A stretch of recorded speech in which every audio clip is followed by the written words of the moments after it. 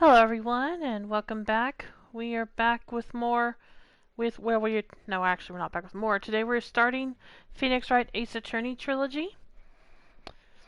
And we will be starting on the first game. And once again, just like with some other games, I had to manually enter the category. Anyway, let's check the options first. BGM, it's just BGM volume.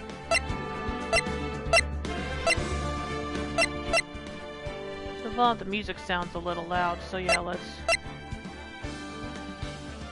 hold the circle button, full auto skip, text skip.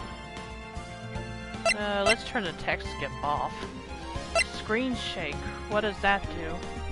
Vibration on, text box, just text box transparency. Oh, okay, got it. English, Japanese, French, German, Korean, Chinese simplified, and Chinese traditional. Okay, we're gonna go with English, obviously. And display the game's credits, no. And make sure I did that right. Yeah, I did, okay. Alright, let's start it up. Let's start up the game. And, of course, we will start. This has Phoenix Wright Ace Attorney, Phoenix Wright Ace Attorney Justice for All, and Trials and Tribulations. And, of course, we will be starting with the first one. And sorry for the noise. Had a little mishap with my headphones. So I'm having to adjust that. Sorry. Alright, let's see how that does. Alright. Okay, let's get started. Episode 1, the first turnabout. It's hard to say. They're not actually giving us the options to skip episodes, are they? But no, they're not.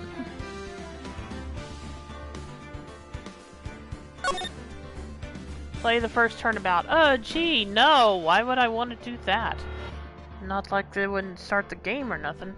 Okay, seriously, let's go. Trophy earned. First steps. Just a sec. Okay, I get a trophy for starting to play the game. I guess that's an achievement somehow.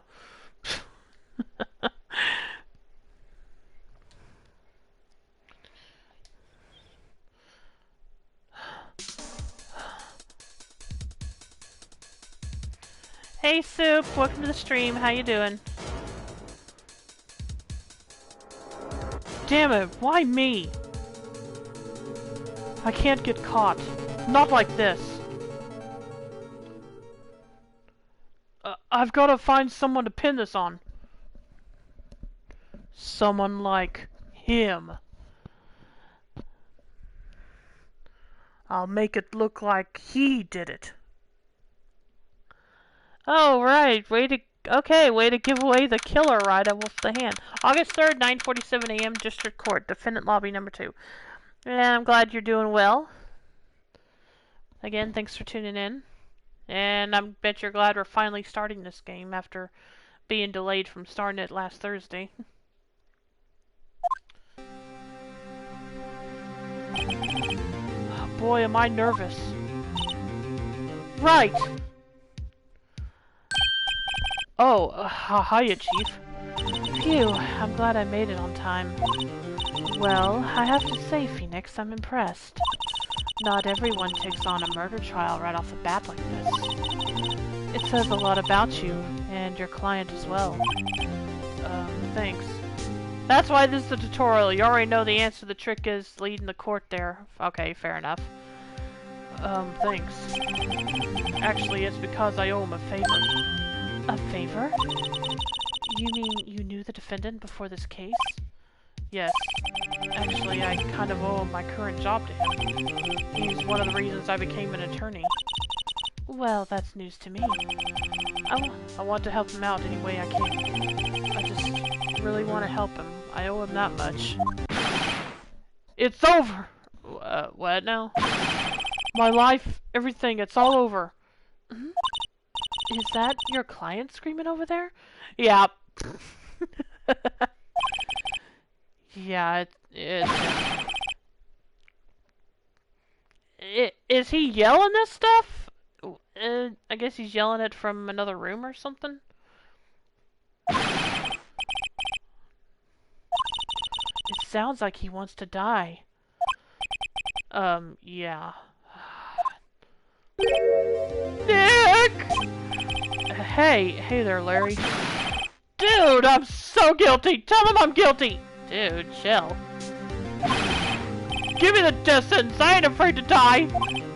What? What's wrong, Larry? Oh, it's all over! I'm finished! Finished! I don't know if that's a good voice for him or not, but I'm doing the best I can. As I've said before, I'm not very good at doing different male voices. I can't live in a world without her! I can't!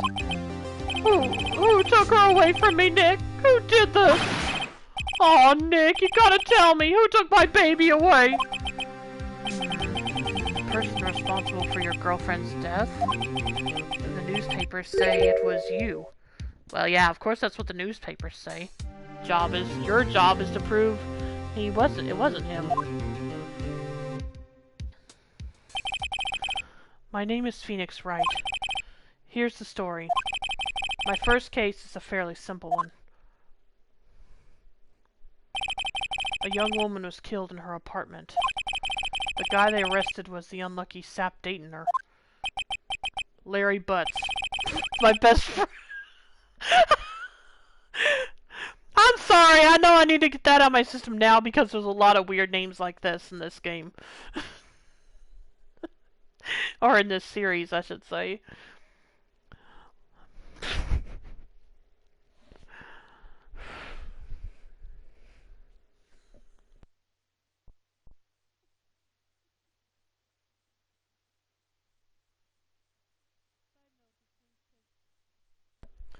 Side note, this game takes place in whatever country you are in, but it has distinctly Japanese locations. Oh, okay. Larry Butts, my best friend since grade school. Our school had a saying, when something smells, it's usually... Okay. I'm sorry, I'm trying to...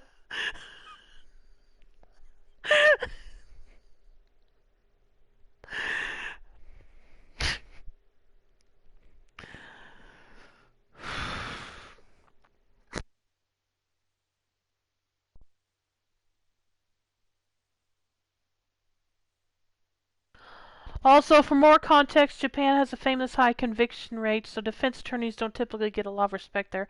Yeah, I remember hearing something similar about that when people talked about Persona 5.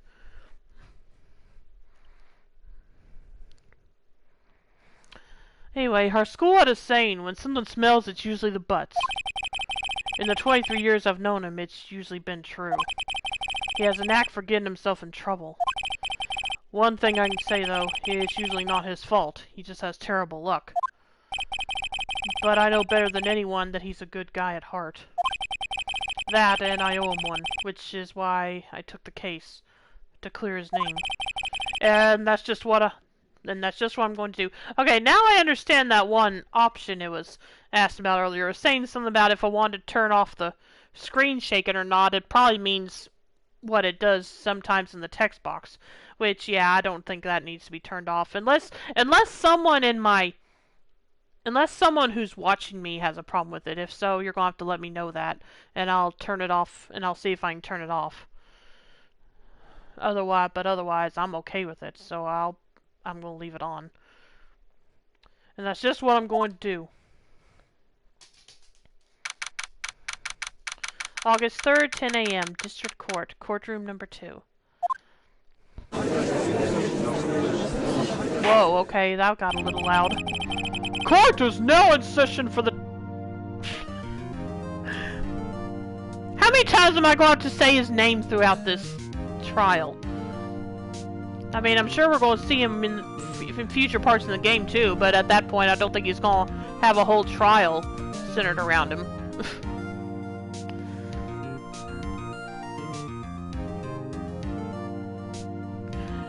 spoiler, he's in every game. Yeah, I'm aware of that, but I'm assuming that this is the only time he's actually gonna have a trial centered around him where I'm going to see his name a lot. In one setting. Anyway, court is now in session for the trial of Mr. Larry Butts. Wow, that was a bad voice there. Sorry about that. The prosecution is ready, Your Honor. Tell me if any of my voices aren't right for the character, and I'll do what I can to change them.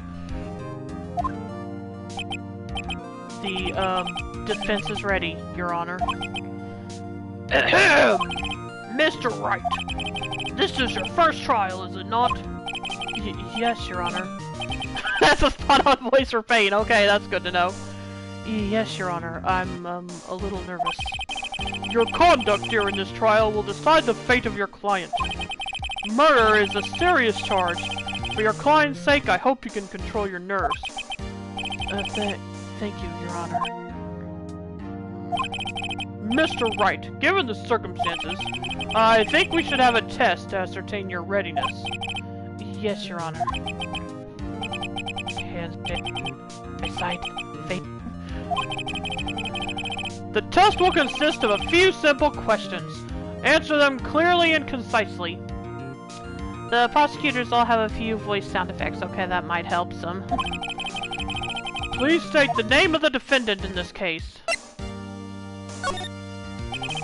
The defendant? Well, that's Larry Butts, Your Honor. Correct! Just keep your wits about you and you'll do fine. Next question. This is a murder trial. Tell me, what's the victim's name? Phew, I know this one. Glad I read the case report covered so many times. I didn't! Hang on a minute. Okay. Cindy. That's it? Just Cindy? No last name? Time of death, July 31st, between 4 and 5 p.m. Cause of death, loss of blood due to blunt trauma. Wait. Uh-oh. There's a profile button. Oh. Oh, okay. Cindy Stone, okay.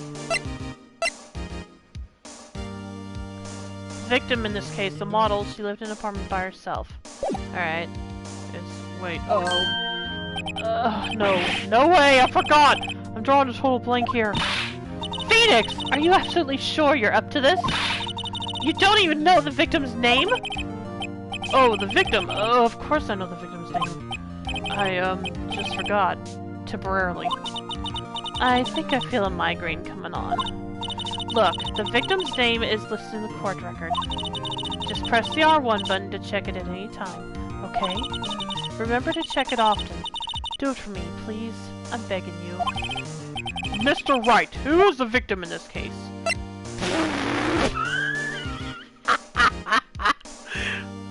Oh boy, okay, seriously, Cindy Stone. The victim's name is Cindy Stone. Correct!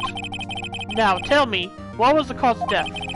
She died because she was hit with a blunt object. She was struck once by a blunt object.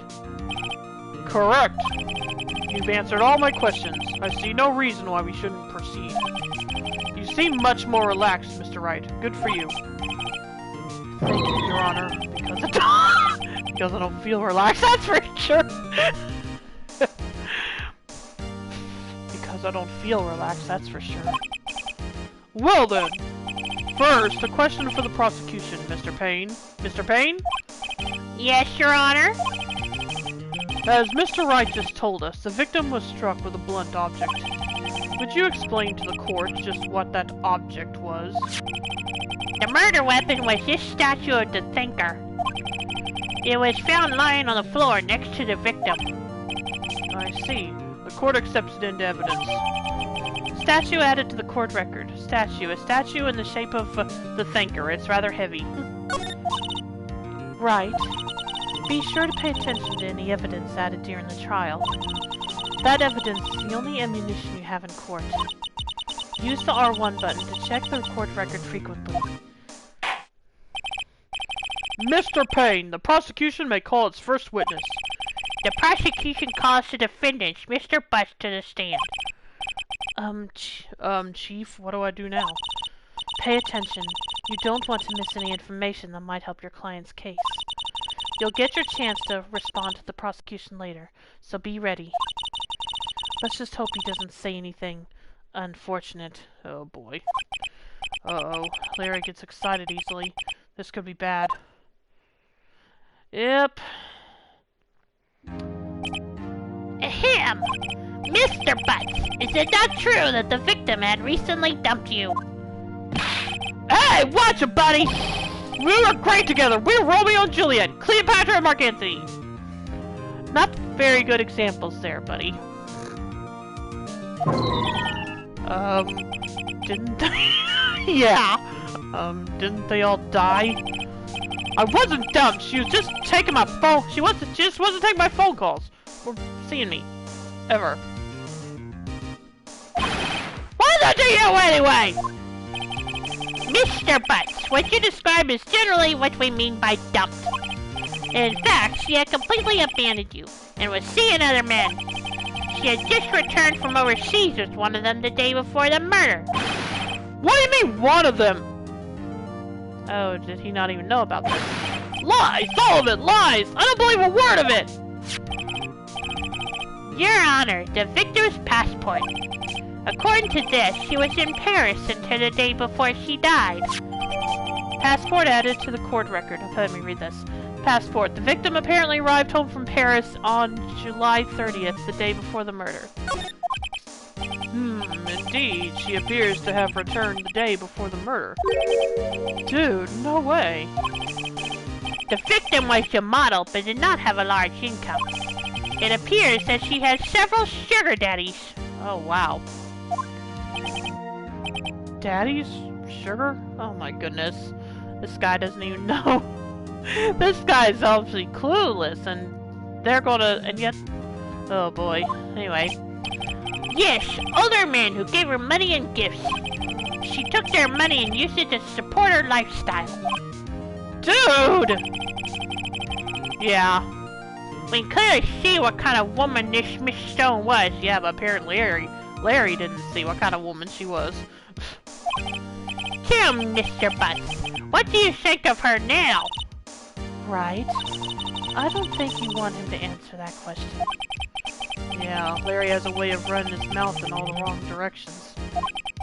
Should I?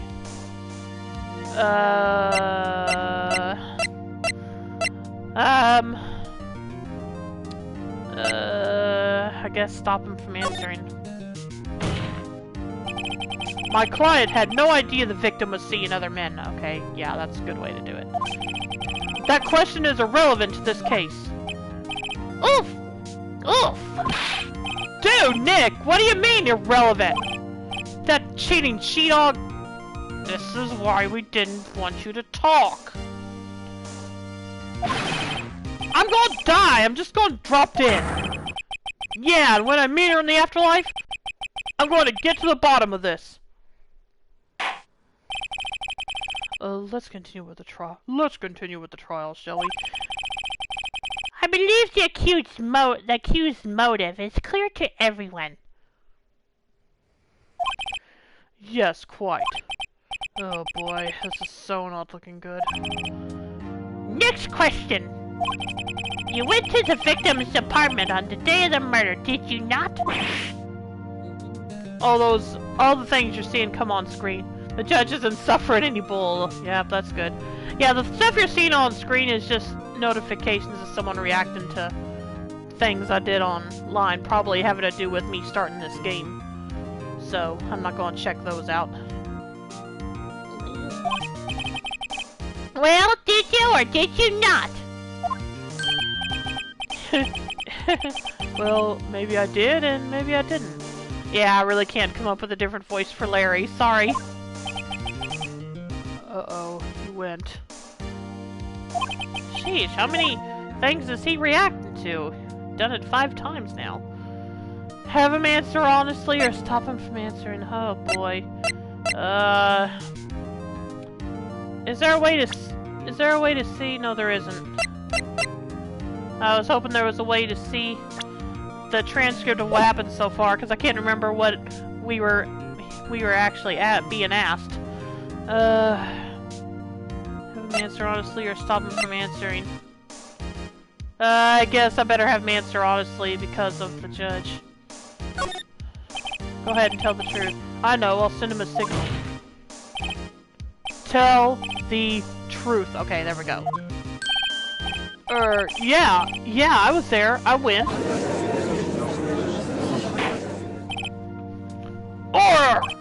Well, Mr. Butts? Dude, chill. She wasn't home, man. So I didn't see her. Objection! I know I didn't need to do that, but I wanted to. Your Honor, the defendant is lying. Lying? Yep, I see now. The prosecution would like to call a witness who can prove Mr. Butts' lying. Oh dear. Well, that simplifies matters. Who is your witness? The man who found the victim's body. Just before making the gruesome discovery, he saw the defendant fleeing the scene of the crime.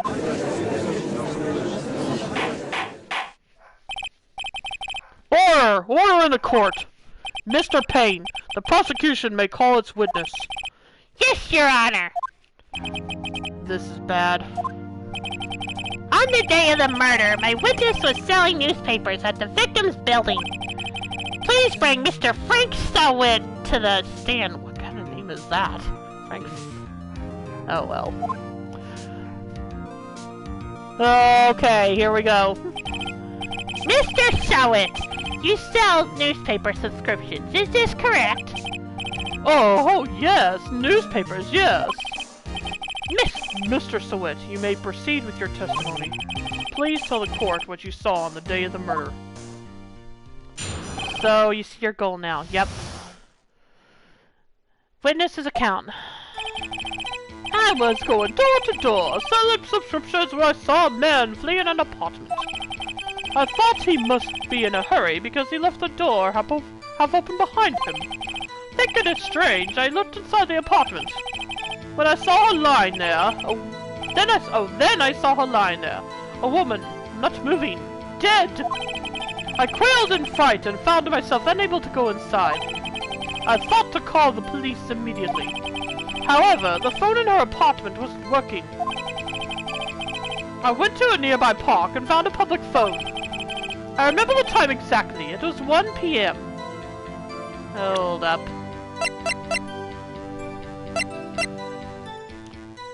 Uh-huh. Yeah, I know that, again, granted, this is a tutorial, but this is he's really making this too easy.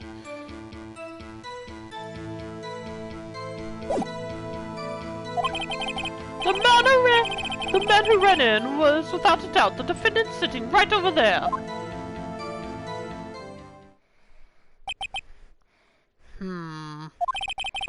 Larry, why didn't you tell the truth?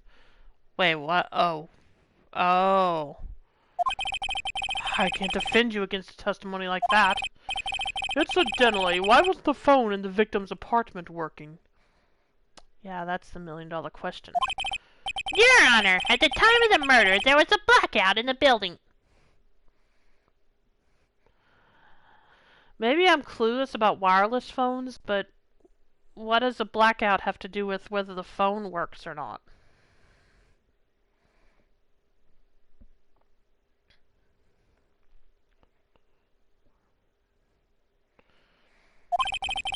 Aren't phones supposed to work during a blackout? Okay, thank you! Well, even a cell phone would work for a little while after. With a power outage, it just would run out of power eventually. So it depended on how long the power outage was. Aren't phones supposed to be work during a blackout? Yes, Your Honor. However, some cordless phones do not function normally. Oh, okay. Convenient. The phone that Mr. Stowett used was one of those. Your Honor, I have a record of the blackout for your perusal. Blackout record added to the court record. Blackout record electricity to Miss Stone's building was out from noon to 6 p.m. on the day of the crime. Well, okay. Now, Mr. Wright. Yes, Your Honor. You may begin your cross-examination. Cross-examination, Your Honor? Hey, Rain, welcome to the stream. How you doing tonight? Alright, Wright. This is it. The real deal. What exactly am I supposed to do? Why, you expose the lies in the testimony the witness just gave. Lies? What? He was lying? Oh, okay. Your client is innocent, right? Then that witness must have lied in his testimony. Or is your client really guilty? How do I prove he's not? You hold the key. It's in the evidence. Compare the witness's testimony to the evidence at hand. There's bound to be a contradiction in there. First, find contradictions between the court record and the witness's testimony. Then, once you've found the contradicting evidence, present it and rub it in the witness's face. Okay. Open the court record with the R1 button, then point out contradictions in the testimony. Witness's account. Okay. I was going door to door, selling subscriptions, when I saw a man flee in an apartment. I'll come back to that. Maybe. I thought he must be in a hurry, because he left the door half open behind him. Thinking of strange, I looked inside the apartment. Then I saw her lying there, a woman, not moving, dead. I quailed in fright and felt myself unable to go inside. I thought to call the police immediately. However, the phone in her apartment wasn't working. I went to a nearby park and found a public phone. I remember the time exactly. It was 1 p.m. What's up, Soup?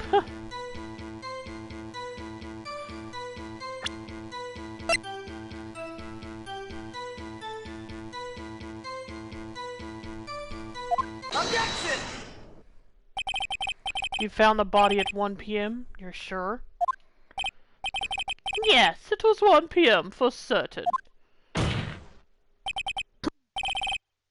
Frankly, I find that hard to believe. Your statement directly contradicts the autopsy report. The autopsy notes the time of death at some time after 4 p.m. There was no body to find at 1 p.m. How do you explain this 3-hour gap? Oh, that? Oh, damn! This is trivial! The witness merely forgot the time. Maybe, but... After his testimony, I find that hard to believe. Mr. Sowit, why were you so certain that you found the body at 1 p.m.? Gee, that's a really good question. Great job, Wright. Way to put him on the spot. He is a pain. Apparently my voice is spot on. According to Soup. That's all you have to do. Point out contradictions. Lies always beget more lies. See through one, and their whole story falls apart. Hey, Co-Gamer! Welcome to the stream. How you doing tonight? Wait, I remember now! Would you care to give your testimony again? Oh, this ought to be good. That's good. The time of discovery. You see, when I found the body, I heard the time. What? There was a voice saying the time. It was probably coming from the television. Oh, but it was 3 hours off, wasn't it? What? I guess the victim must have been watching a video of a taped program. Are we really buying this? That's why I thought it was 1 p.m. Terribly sorry about the misunderstanding. How what, Soup? I see. You heard a voice saying the time on a taped program. Mr. Wright, you may cross-examine the witness. Right. You know what to do. How does one watch TV? You know what to do. I've got this one. Time of discovery, dear no- Oh, right. Yeah. The time of discovery. You see, when I found the body, I heard the time. There was a voice saying the time. It was probably coming from the television.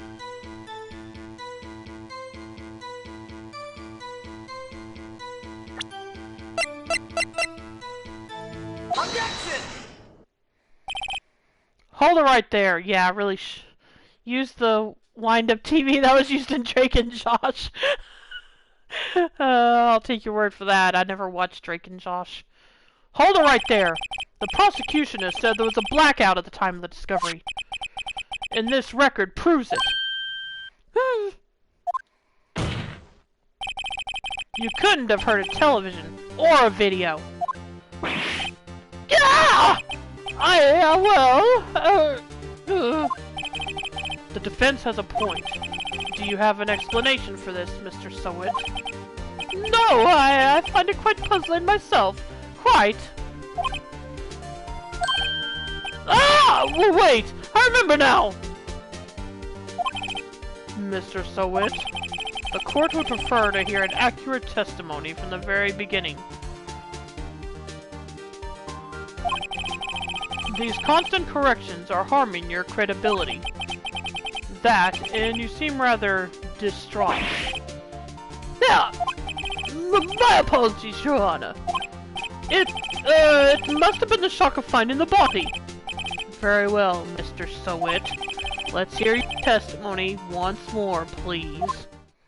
I really do. Hearing the time. Actually, I didn't hear the time, I saw it.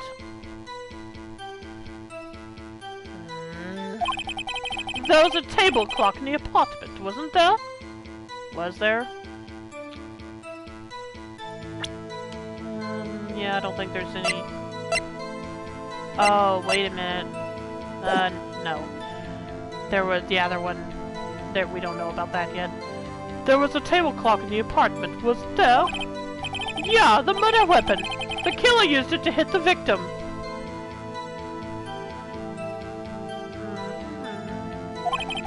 That must have been what I saw! You saw a clock? I guess that would explain it. The defense may cross-examine the witness. Gladly. Here in the time. Actually, I didn't hear the time, I saw it. There was a table clock in the apartment, wasn't there? Yeah, the murder weapon. The killer used it to hit the victim. Now, where the heck does it say this was a... Hang on a minute, let me... Okay, I can't get more detail about it.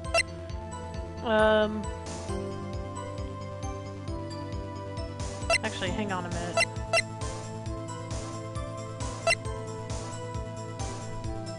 I'm trying to think if this is actually the right thing to do. It probably is, though.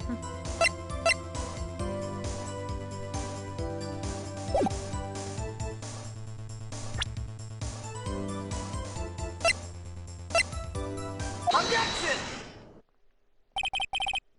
Wait just a moment. The murder weapon wasn't a clock. It was this statue. Now, how is this supposed to be a clock? What? You with your... Sorry, getting this voice wrong. You with your objections and your evidence. Just who do you think you are? Just answer the question, Mr. Sowit. Hey, I saw it there, okay? That's a clock! Your Honor, if I may. Yes, Mr. Payne. As the witness stated, this statue is indeed a clock. Green, a lawyer, of course. The nook is a switch. You just tilt it and it says the time out loud. As it doesn't look like a clock, I submitted it as a statue. My apologies. I see. So, the murder weapon was a table clock after all. Well, Mr. Wright, it appears that the witness's testimony was correct. This is a clock. Alright. Yeah, okay. It was correct, but because of how Mr. Payne reported it, no one who saw the report knew it was a clock. Do you have any problems with his testimony now? Yeah, I do actually. Your Honor, there is a gaping hole in the witness's testimony. The only way he could have known the weapon was a clock is to hold it in his hand. Yet the witness testified that he never entered the apartment. Clearly a contradiction. Indeed. The witness knew it was a clock because he went into the apartment. You're lying! You were inside the apartment on the day of the murder! Oh yeah? Oh yeah, prove it! Prove I went in there! I'll do better than that. I can prove you were the one who killed her. You struck her with the clock, and the shock of the blow triggered the clock's voice. That was the sound you heard. Order in the court! Intriguing. Please continue, Mr. Wright. Yes, Your Honor. Mr. Sowett. The sound must have left quite an impression on you. Understandable, since the murder weapon spoke just as you hit the victim. That voice was burned into your mind. That's why you were so certain about the time. Well, what's the meaning of this? This is all baseless conjecture. Baseless?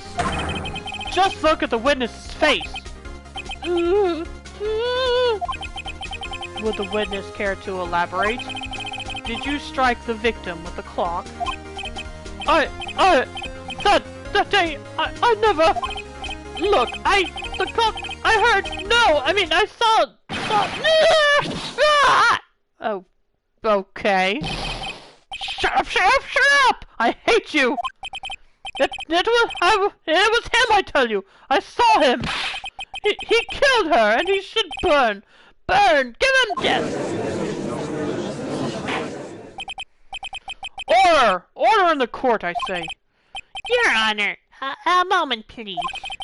There isn't a shred of evidence supporting the defense's claims. Mr. Wright!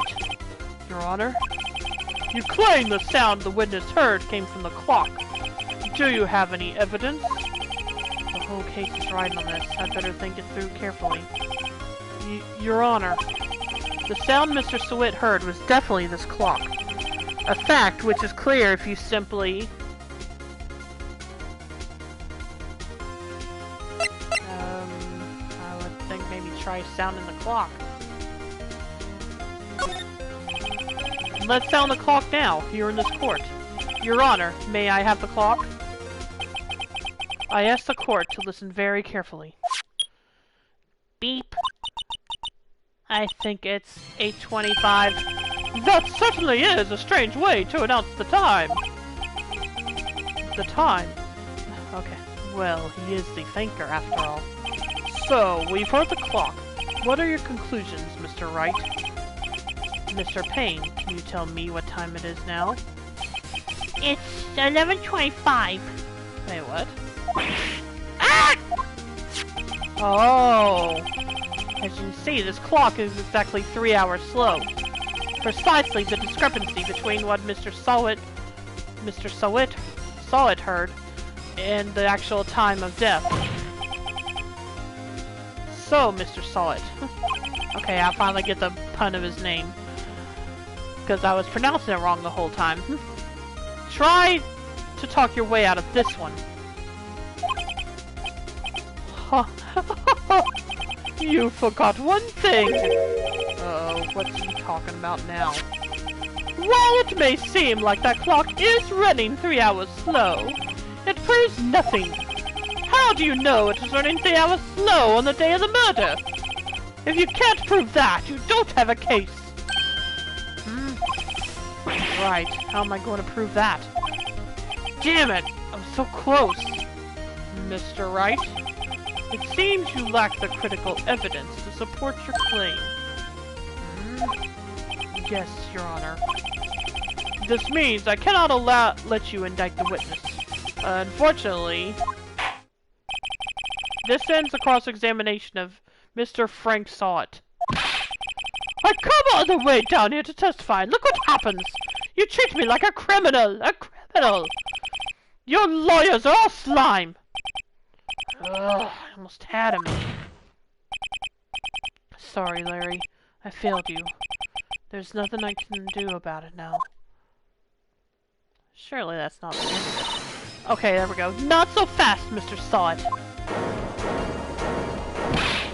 Welcome back, Soup! Mia, I mean Chief. Listen up, Wright. Don't throw this one away. Not like this. Think! But Chief, it's over. I can't prove the clock was slow the day of the murder. Nobody can prove that.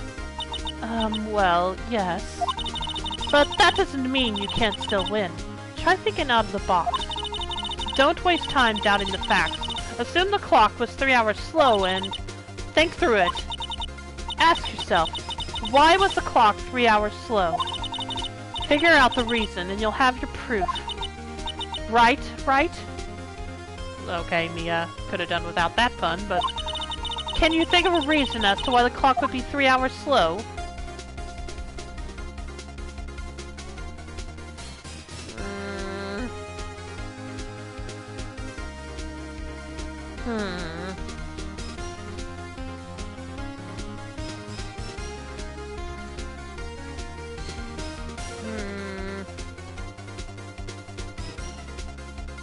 I feel like I can, even though it's not coming to me offhand.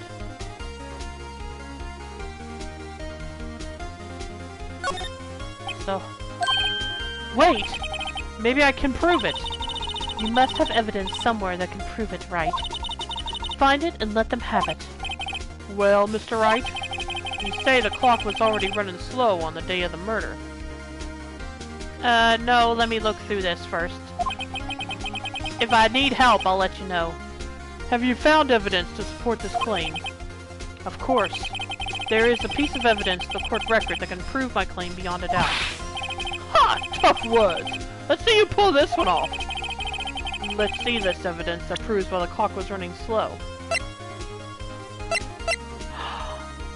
Oh!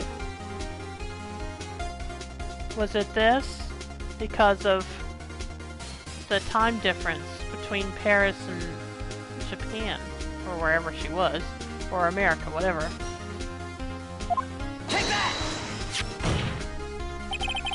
The victim had just returned home from abroad the day before the murder. As we all know, the time difference between here and Paris is 9 hours.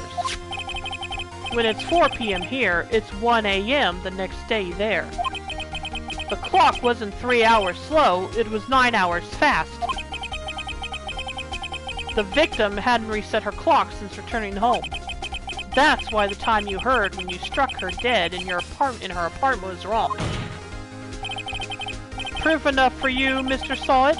Or should I say, Mr. Did It? Okay.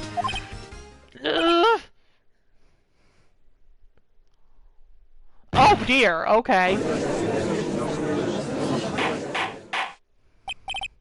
Order! Order, I say! Well, this case has certainly turned out differently than we all expected. Mr. Payne, your witness? He was arrested and has been taken away, Your Honor.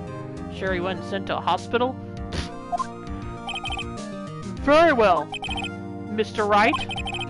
Yes, Your Honor. Yes, Your Honor. I have to say, I'm impressed. I don't think I've ever seen someone complete a defense so quickly, and find the true culprit at the same time. Thank you, Your Honor. At this point, this is only a formality, but This court finds the defendant, Mr. Larry Butts, not guilty. There we go.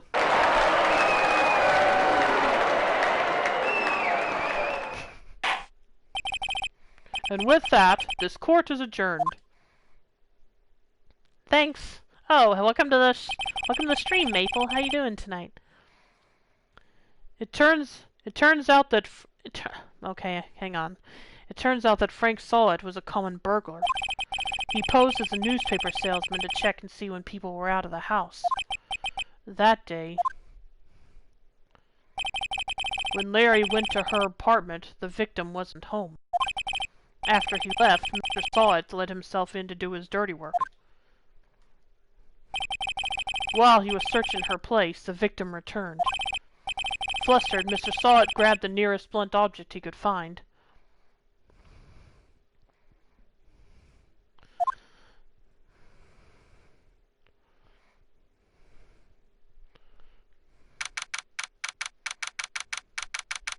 August 3rd, 2:32 p.m. District Court, Defendant Lobby Number 2.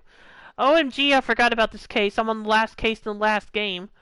It's been a while. Yeah, I was originally going to be starting this game on Thursday, but weather kept me from doing that, so I've only just started it today.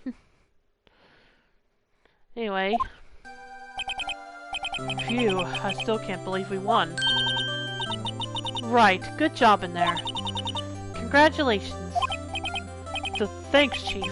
I owe it all to you. Not at all, not at all. You fought your own battles in there. It's been a while since I've seen a trial end on such a satisfying note. I've never seen the Chief looking this happy. If she's this glad, imagine how Larry must feel. My life is over! So much for that. Larry, you're supposed to be happy. What's wrong now? Aw, Nick. Don't worry about me. I'll be dead and gone soon. Good. Wait, no! I mean, bad! Bad, bad, bad! Larry, you're innocent. The case is closed. But my Cindy Wendy's gone, man. Gone forever. Larry, she was a... Nah, never mind. Yeah, I know. She was an awful woman, but he still loved her. Congratulations, Harry. Mia. Harry! Mia! Ugh. That's even worse. Ugh. Yeah, thanks for pointing it out, Sue, because I didn't want to.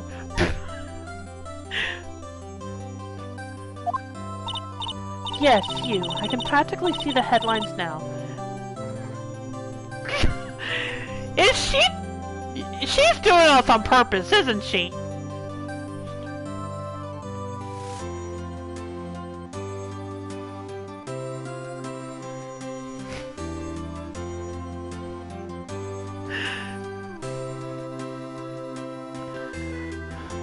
Harry Butts, innocent. She branded you for not knowing the name of a victim, that's true. I think she is trolling him. Hey, thanks. I really owe you one. I won't forget this, ever. Let's celebrate. Dinner? Movie? My treat. Oh no, I couldn't. Hey, I was the one who got you off the hook. Oh, hey! Here, take this, it's a present. A present? For me? Larry, really. I like her though, I'm sure she has a bright future. Wait, wasn't this the evidence that... Actually, I made this clock for her. I made one for her and one for me. Really? You made this? Well, thank you. I'll keep it as a memento. Yo, Nick. Can you believe it? I was so into that chick. And she was just playing me for a fool. Don't that make you just want to cry? Larry. Are you so sure? Excuse me? I think she was I think she thought quite a lot of you in her own way. Nah, you don't gotta sympathize with me. It's okay. Oh, I'm not just sympathizing, really. Yeah, I think I see where she's going with this. Isn't that right, Wright? Don't you have something to show your friend? Something that proves how she felt about him?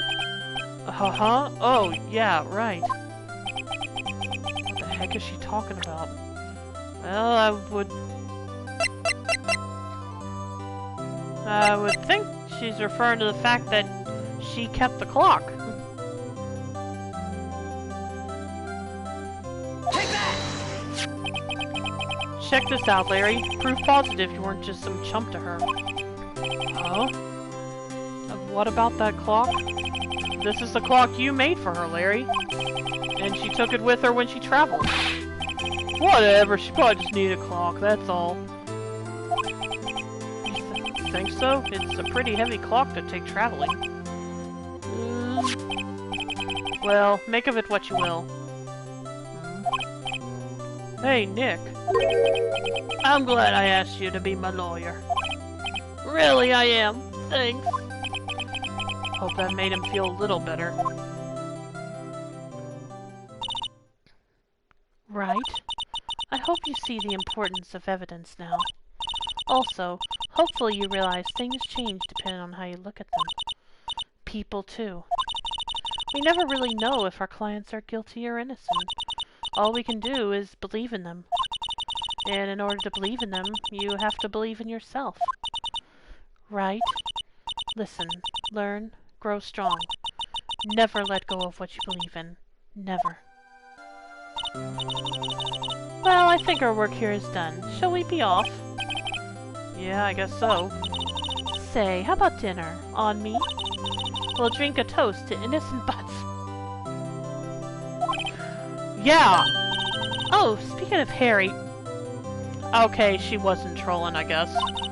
You were saying part of why you became a lawyer was because of him. Yeah, part at least. You'll have to tell me more about it sometime. Maybe over drinks? And so, my first trial came to a close. Larry slapped me on the back and said, "Gee, Nick, it's good to have friends. But I'm pretty sure he's not going to pay us, unless you count the clock he gave Mia." I didn't know it then, but that clock was soon going to be at the center of another incident. And my promise to tell the chief about me and Larry would be one promise that I wouldn't be able to keep. Ah, crap. The end. It will take several games before you learn every person who influenced him to become a lawyer. Oh, okay. Okay, trophy earned, the first turnabout.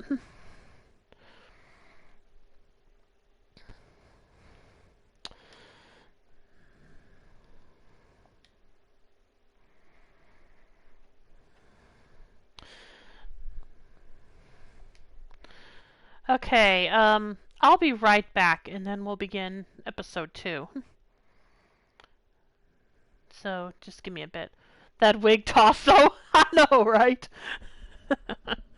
Anyway, like I said, I'll be right back.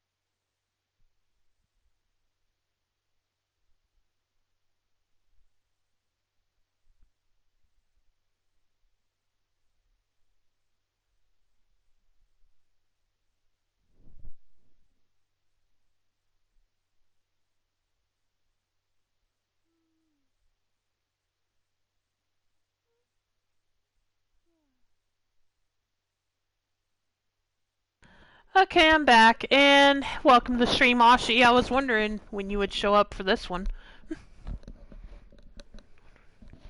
Sadly, you missed the first missed the first episode.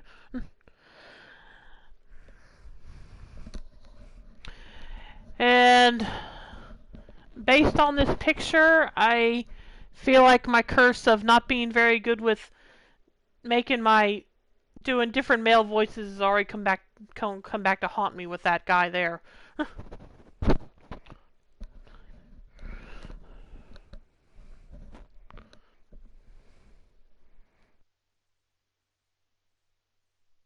Anyway, how you doing tonight, Ashi?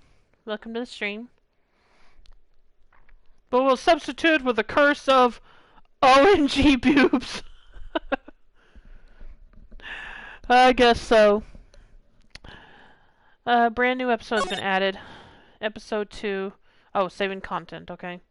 Save your progress up to this point? Yeah, definitely. How many things are there? 10, okay.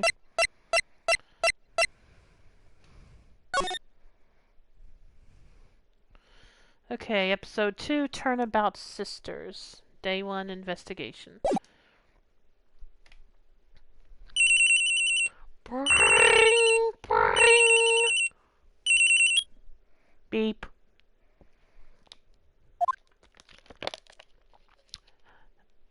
Hello, this is Maya. Oh no, I'm sorry. I'm getting them mixed up. Hey Maya, it's me.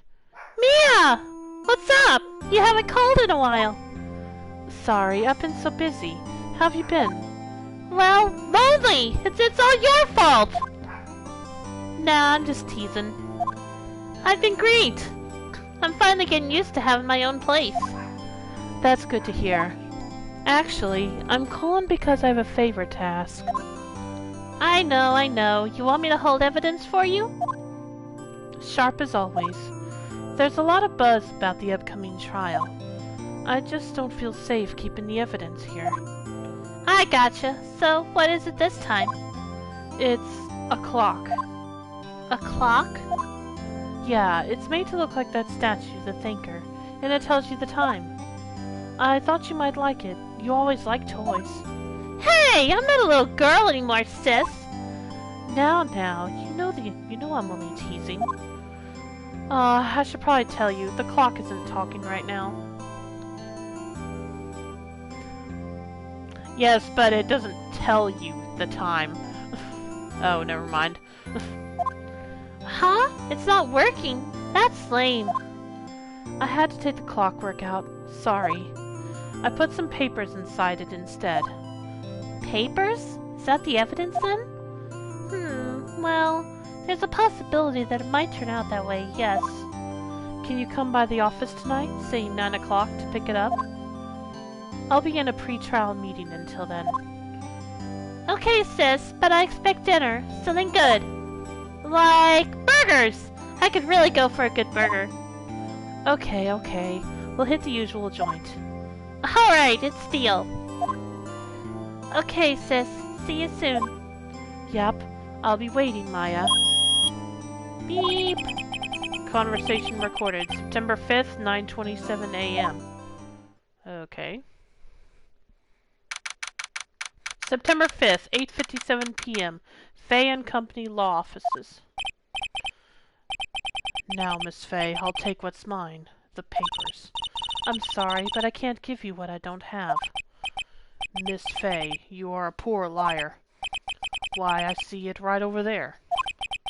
That must be the Thinker that swallowed those papers. How could you know? Ho, you are not cogniferous of my background? That was $1 million word. Gathering information is my business, you see.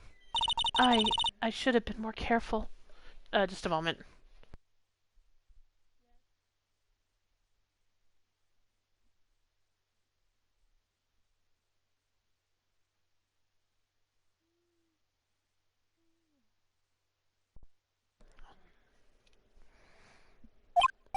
Ho, My dear Miss Fay, I am so very sorry. But I am afraid I must ask you for one more thing. Your eternal silence. Farewell, Miss Fay.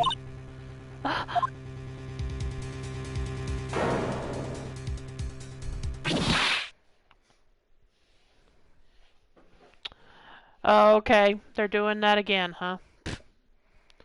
Red, white, blue. Oh, what? Okay. That made sense. September 5th, 9:08 p.m. Fay and Company Law Offices. Now entering Japanifornia. Yep, pretty much. Uh-oh, I'm late. Huh? That's strange. Guess the chief left without me. She said her sister was coming over, so we should all go out for dinner. What's that smell? Blood? Mia! Maybe she's in her office. Okay. Examine, let's see. Nothing really to examine in here, I don't think. So I guess I just need to move. Where Maya likes to eat jelly-filled cheeseburgers.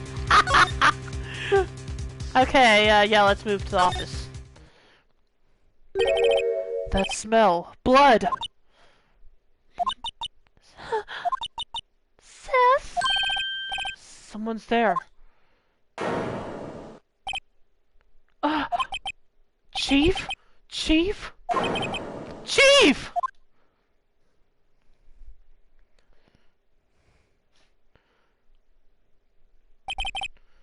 Who are you?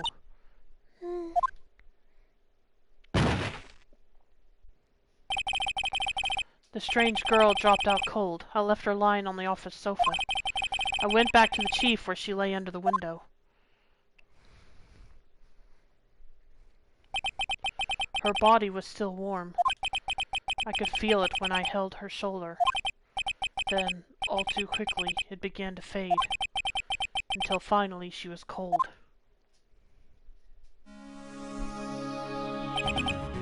Chief. Okay, now I probably actually need to do some examining. So, let's see, some shards of glass are scattered on the floor. They seem to be the remains of a glass light stand. Okay. Chief, it's hard seeing her like this, but if there are any clues here, she was struck on the head with a blunt object. She probably died instantly. The thinker lying next to her must have been the murder weapon. The thinker added to the court record. The thinker, the murder weapon, looks like a statue, but it's actually a clock made by Larry Butts. There are some glass shards near the chief's body. Must be pieces of the glass light stand lying broken in the back of the room. Glass shards added to the court record. The broken remains of a glass light stand, broken beyond all recognition. Nothing else that seems like a clue here. A piece of paper. It must have fallen from Mia's hand. What could it be?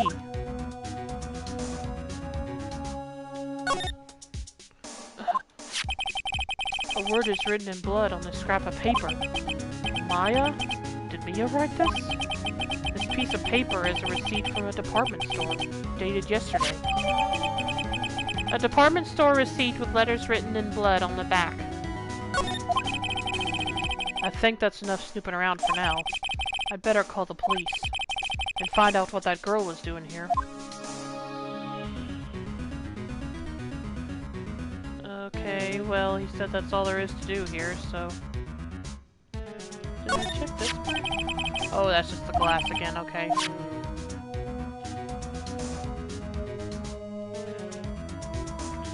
So, yep, I guess I just... Oh, okay, here we go. Right, I better call the police. That's funny. A few of the screws on the receiver are missing. Looks like someone was halfway through taking it apart. Police? Please, come quick! What was that? someone screaming from outside the window? Oh. Oh, okay, I had the voice completely wrong. She's staring right at me. She's holding a phone in her hand. Booby Big Boobs a lot. Yeah, that's a pretty good name for her. The Fay and Company ledger book. Everything is written in the chief's ultra-neat handwriting. It's a small office, but it makes a good bit of money. So, was I actually supposed to do anything with the phone, or was that it? Phone receiver's missed a few screws. I'd better not use it. Oh, yeah, okay. Well... Surprisingly, the chief was never good with machines. About all she uses PC for was email. I have a different name for her, but we're in polite company.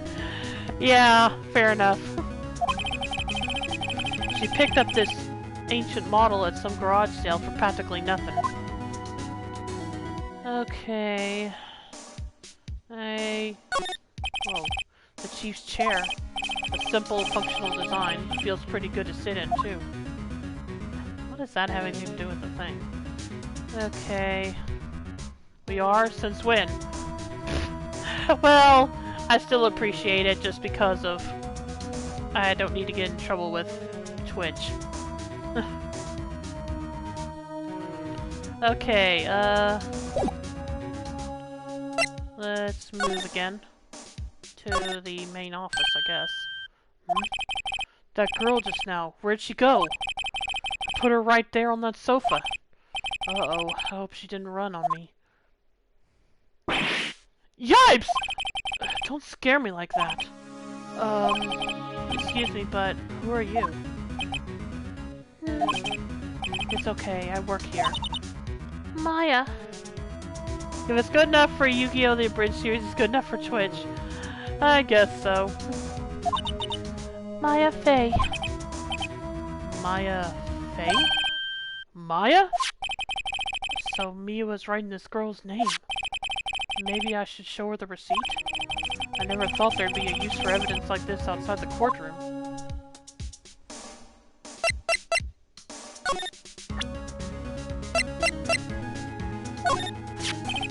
Before Mia died, she wrote a message with her own blood. She wrote it on the back of this receipt. That's my name! Well, why? Why would you write my name? Please, just calm down. Why? Well, why would Sis write my name? Uh-oh, now I've done it.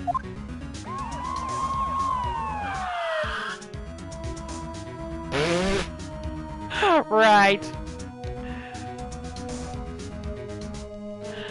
Okay, it's been so long since I watched Yu-Gi-Oh! Abridged, I'd forgotten about that. The police. Sounds like they're coming this way. Freeze! Police! Oh, this dude. Alright, I'm Detective Dick Gumshoe, see? Gumshoe, what an odd name. We received a report from the building across the way, see? Got a person saying they saw a murder. It must have been that woman I saw. Anyway, I don't want either of you moving 1 inch, okay? Great, just great. What I wouldn't kill to voice the prosecutor.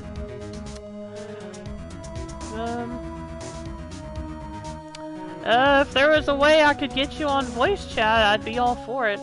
I don't know, do you have a PlayStation... Do you have a PlayStation Net... a PSN account? So his name is Sleuthy McSleuth? Pretty much. Oh, you don't? Okay. Because, yeah, if you did, we could do it that way, because I wouldn't mind having someone to voice act the male characters here.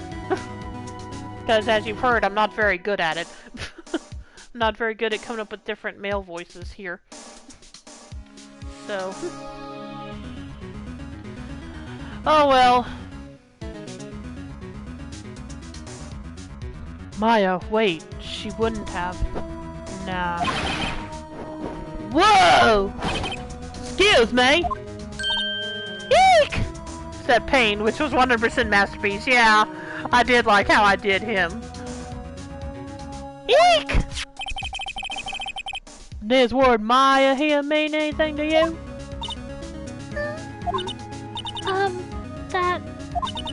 That's my name. What? The victim drew this here note on blood, see? With a dying breath, she wrote down the killer's name. Killer? I got case closed. You're coming down to the precinct, ma'am. Well, what?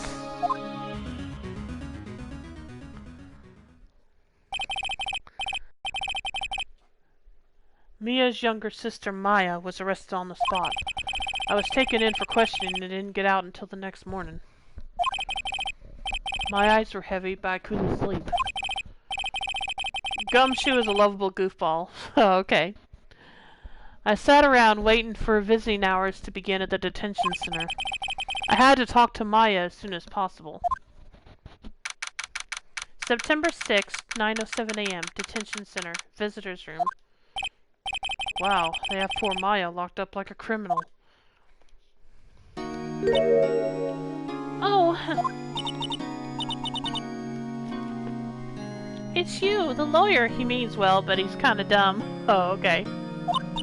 Yeah, I'm sure he's a good guy. Good morning. Good morning. She looks so tired. Are you going to be my attorney? Well, that's what I wanted to talk to you about.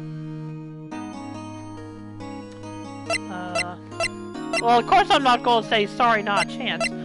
But...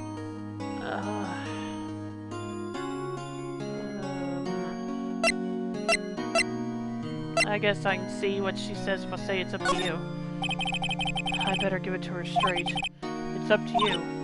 Up to me? Yes, I don't think this is something I should decide. After all, you're the one in trouble here. They're never going to believe me, are they? Even you, when you found me in the office, you looked at me like I had done it. Did I look at her like that? No, I never thought... It's okay, I understand. And I've also heard about you. Heard? Heard what about me? I was talking to my sister on the phone the other day. Today was my junior partner's first time in court. Wow, really? How'd that go? It was quite the scene. Honestly, I was on edge the whole time. It's been a while. Ha! So he crashed and burned? He's a genius. One of those strike fear into the hearts of evil types. The only thing he's lacking is experience. Huh, sounds like it was fun. Well, I know who to go to if I ever get into trouble now. I don't know, Maya. I think you might want to wait. Give him 3 more years. That is, unless you want to be found guilty. Ouch. That's what she said. I'm sorry. I didn't mean to insult you. No, it's okay. It's true, I guess. But at the same time, I can't just sit by and watch. When I think of the person who did this to Mia...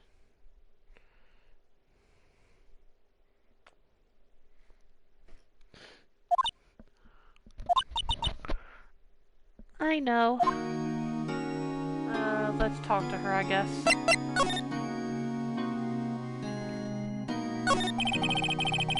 There's something I've been wanting to ask you. Yes? What's with that outfit?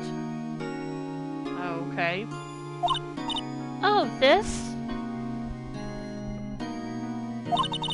This is what all acolytes wear. It's my uniform, you could say.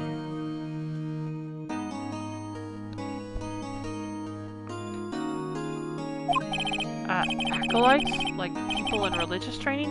What is it you do? Oh, it's nothing strange, really. I'm a spirit medium in training. A spirit medium? I'm pretty sure that qualifies as strange. To the day of the crime.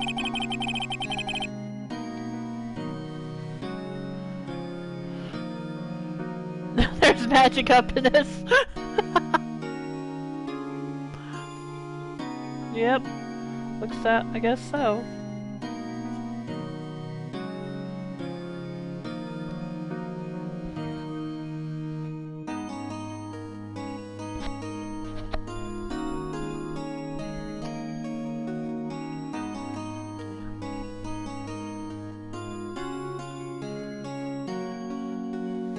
Could you tell me about the day of the murder? Yes. Let's see. That morning, I got a call from my sister. She wanted me to hold on to a piece of evidence for an upcoming trial. Evidence? Yes, that clock shaped like the thinker. The one Larry made. How could that have been evidence in a case? Right. She said something about that. I remember. Do you want to hear it in her own voice? Her own voice? Yes. I'm pretty sure our conversation is on my cell phone. You recorded it. Yeah, I forgot how to delete those things. Well, that's probably a good thing in this case. So, you say you have a conversation with your sister on your cell phone? Let's hear it. Right! Oh, I just remembered that detective took my cell phone. Great. Sorry. Oh, right. Of course. Next time I see Detective Gumshoe, I'll ask him for it. I'll write you a note so you don't forget, okay? Sure, thanks. Maya's memo added to the court record. The conversation I had with my sister is recorded on my cell phone. Oh, I didn't do the day of the crime yet. I thought I did. Could you tell me about the day of the murder? Sorry, I know it must be hard. No, it's okay. All I've been doing the last few hours is talking about it. I've kinda gotten used to it.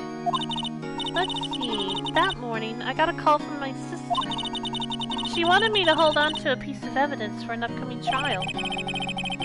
That's the thinker clock that Larry made.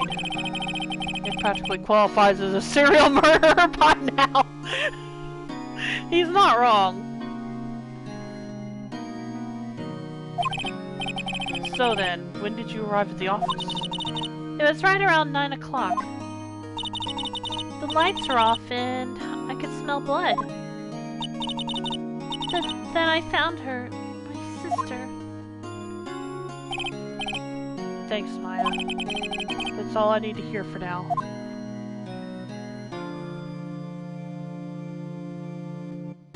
Okay, now let's talk about spirit mediums. So, you're an acolyte, medium in training. That's right. The Fae family, especially the women, have always been very sensitive to the spirit world. Wait a second, you said the Fae family? So, Mia was into this stuff too? Of course! She left the mountain to follow her career, she said. Her powers were first class, too.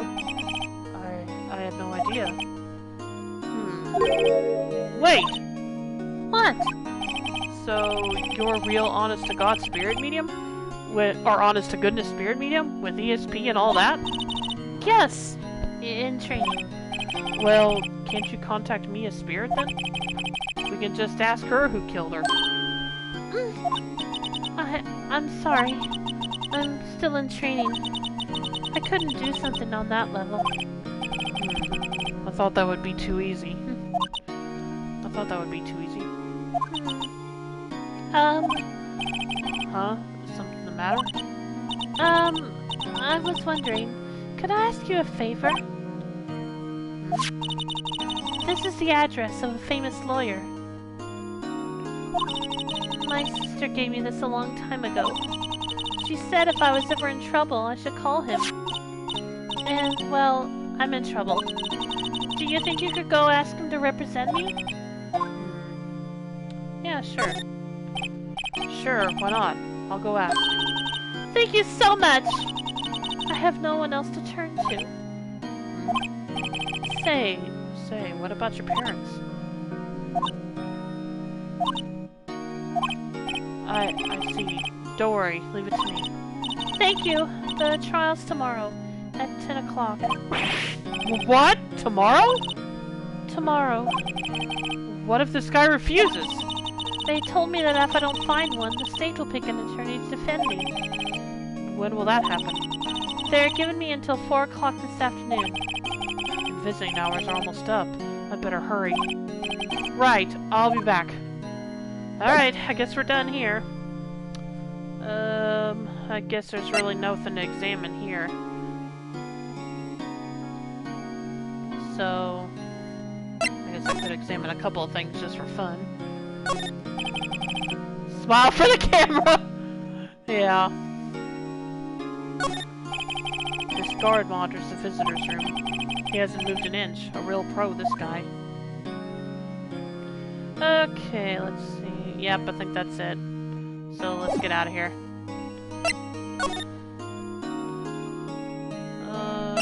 Grossberg Law Offices.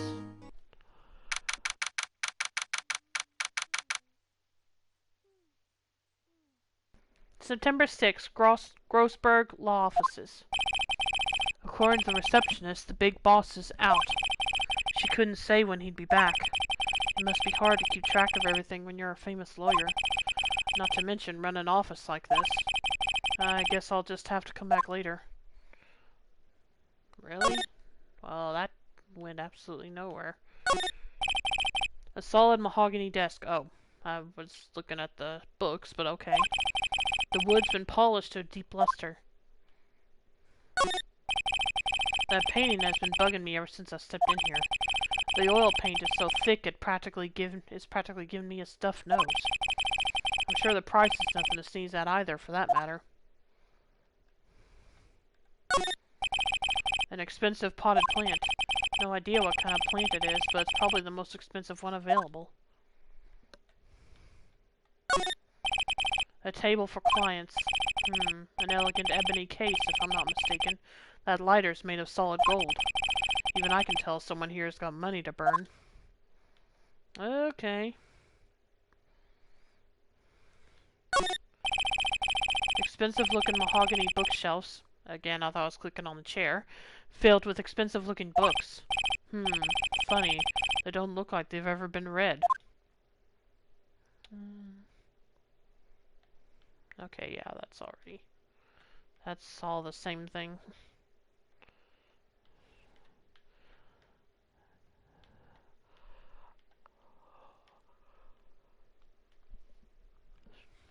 Okay, yep, I guess that's it for here. Okay.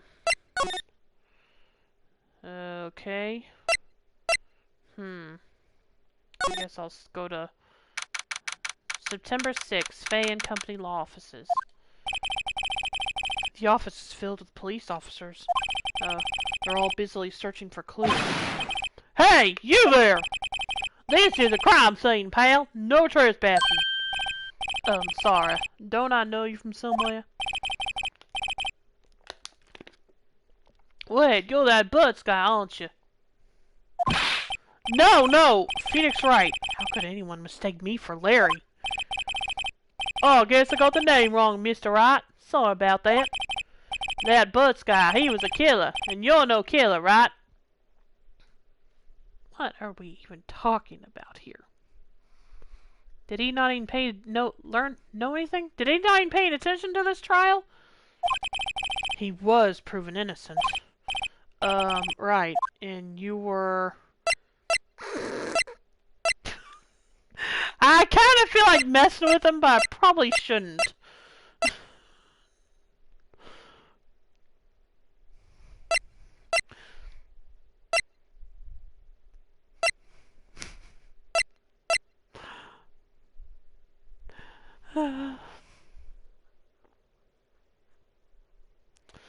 Is there really any penalty for messing with this guy a little bit?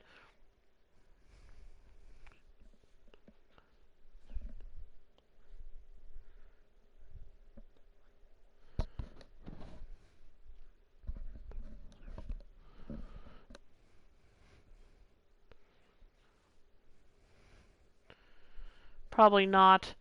Let's see. Detective Gumtree. Gumtree, was it? Detective Gumtree? Gumtree?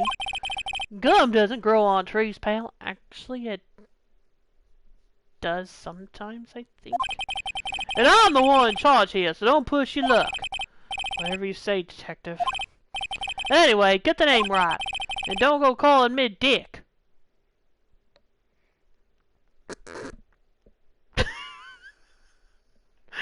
The thought never crossed my mind until you said it.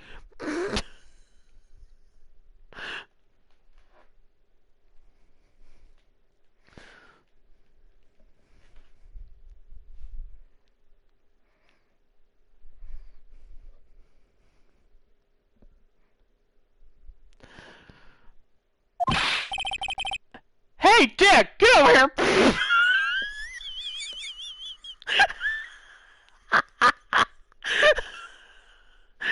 Yep. Yes, sir. But be right there. You're a lawyer, right, pal? If you got business here, you better do it quick. Phew, he thinks I'm Maya's lawyer.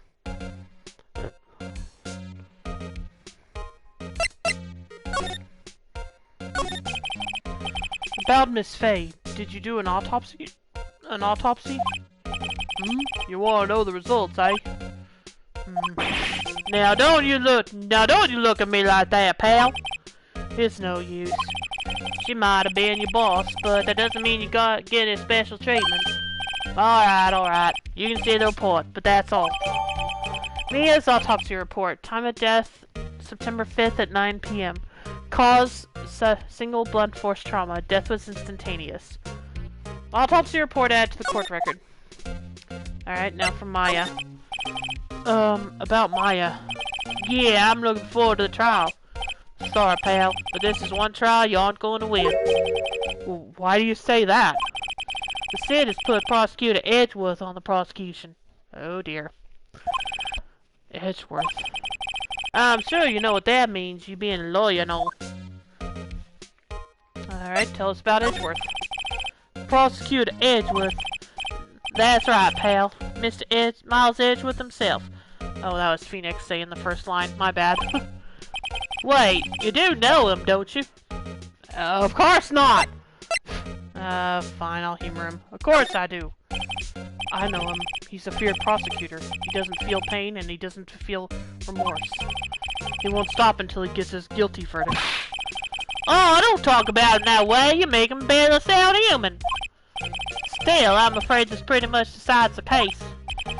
So, Edgeworth is on this one. He hasn't lost a case since he became prosecutor at the incredibly young age of 20.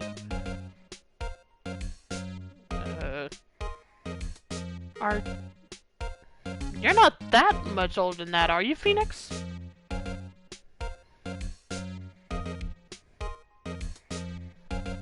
Because I would think I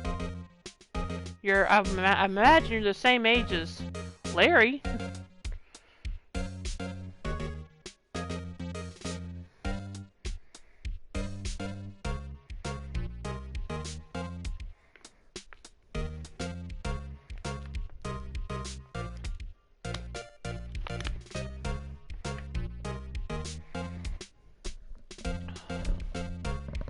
Anyway, of course, there are rumors of back-alley deals and forged evidence. All I know for sure is that Edgeworth hates crime with an almost abnormal passion. I never imagined I'd be facing him so soon.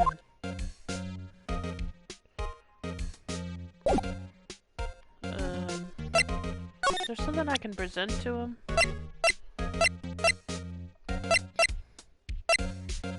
No, I guess not. No, is there anything for me to examine? Mia's favorite potted plant. I remember it had this bizarre name no one could ever remember. Cordyline stricta, pal! Who was that? Good question. Who was that?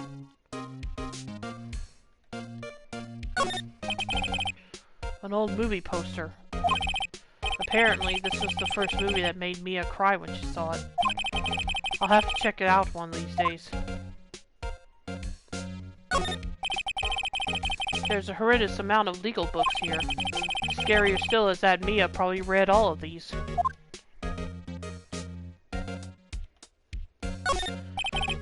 Mia's desk. Perfectly clean, as always. The only thing it's missing is Mia. The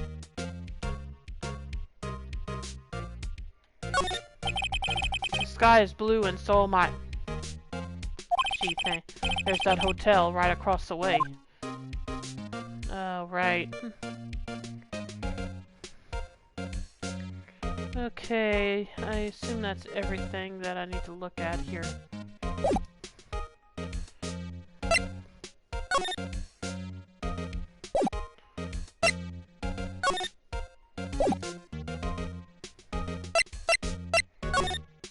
Okay.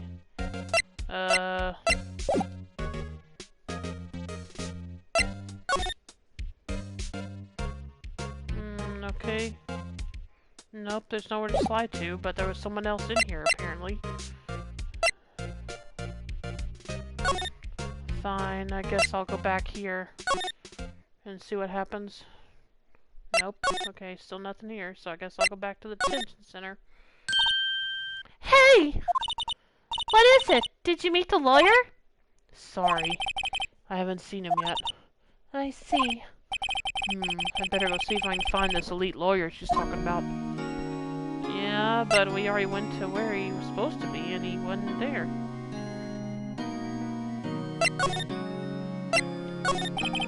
What about your family? I only had my sister. My father died when I was very young. And I don't know where my mother is.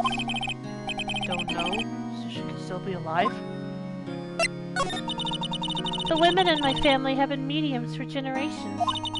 They say a lot of spiritual power runs in our blood. About 15 years ago, our family was involved in an incident. There was a man and he ruined our mother's life. Ruined? After that, she disappeared. Several years after that, my sister announced she would become a lawyer and she left the mountain. You're in the same section as another streamer I'm watching. Oh, okay. Well, I don't know if this is your first time seeing this or not, so if you don't want anything spoiled, I'll understand. So, you live by yourself? Yes, I've gotten used to it. Oh, also, I had to become independent, or I would lose my powers. I feel bad for her, all by herself up on that mountain. Your mother's enemy. So, who is this man who, ruined your mother? About 15 years ago, there was an unusual murder case. It made quite a stir. Everyone was talking about it, apparently. The police were running out of leads, and they were getting desperate.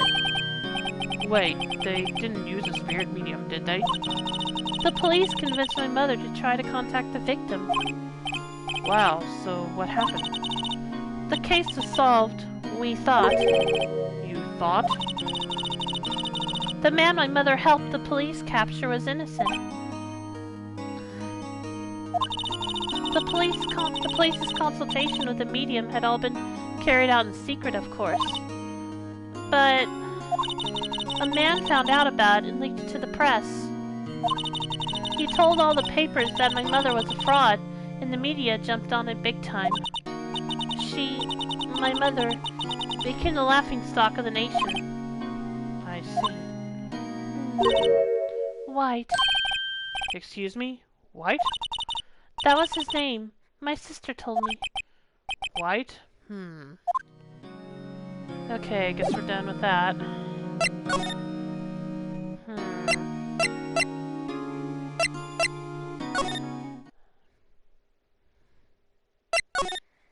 Okay.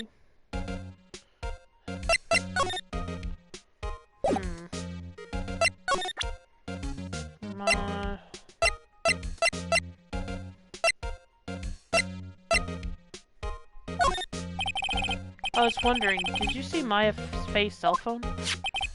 Oh, that? I have that. Do you think you could give it back?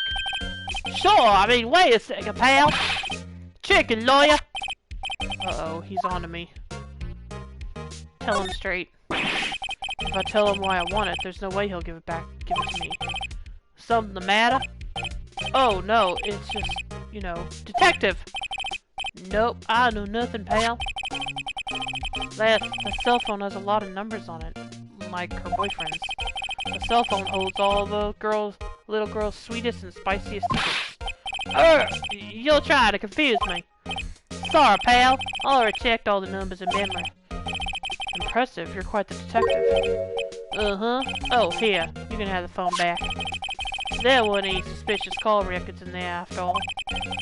Seems you didn't notice the recorded conversation. Maya's cell phone received from Detective Gumshoe holds a conversation between the chief and Maya. Check the court record to hear the recorded conversation. I guess I've asked all the questions I need to. You all done, pal? Yes, thank you. I'll be heading out now. Oh, wait! One more thing I wanted to mention to you. I don't suppose you plan on talking to that witness. Anyway, you better not. No influence the witness with your lawyerly ways, pal. Come to think of it, I had completely forgotten about her. The witness? Yeah, Miss April May.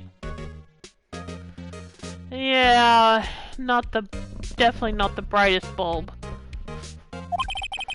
I'm sorry about this, but I can't tell you anything about her. How can you forget Poop even poops a lot?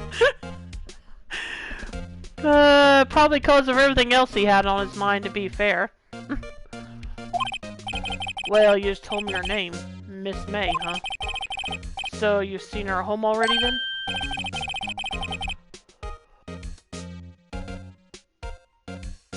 Oh, you're trying your loyal tricks on me now. She's not to go outside the room until the trial. There's only one thing on your mind with boobs a lot.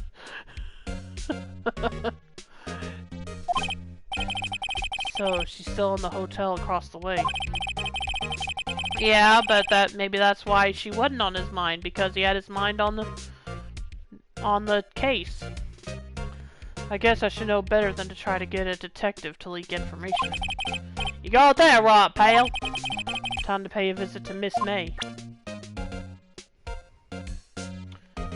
Okay, I do want to do that, but I feel like it would be better not to do it here oh, this is my office. Oh, that kind of sucks then. I'm gonna have to try to do it some other time when I'm alone or something, I guess. I kinda don't want him to hear it. He might try to take the phone back. Do you really think Gumshoe's the kind of cop to have a laser focus on the case? Well, yeah, I'm not... Well, yeah, he probably isn't, but I'm talking about Phoenix.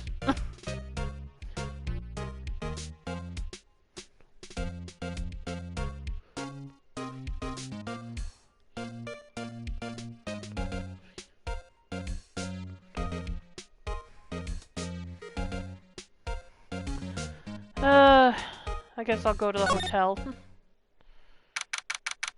September 6th, Gatewater Hotel, room 303. Well, hello there, handsome. Yeah, there's Eris and that guy with a gun for a hand, and there was someone else, I think. Well, hello there, handsome. Hi. Smooth, right? Real smooth. You're the lawyer, aren't you? The detective told me. He said, don't say nothing to that lawyer, pal. Hee hee. Memo to self. Thanks Detective Gumshoe for making my job harder. Gee, this is all like something out of a movie. It's all so exciting I can hardly contain myself. Oh, let me go freshen up so I can look the part of the beautiful eyewitness. I pity the lawyer that has to cross-examine this one. Oh, I bet it's like something out of a movie, if you know what I mean.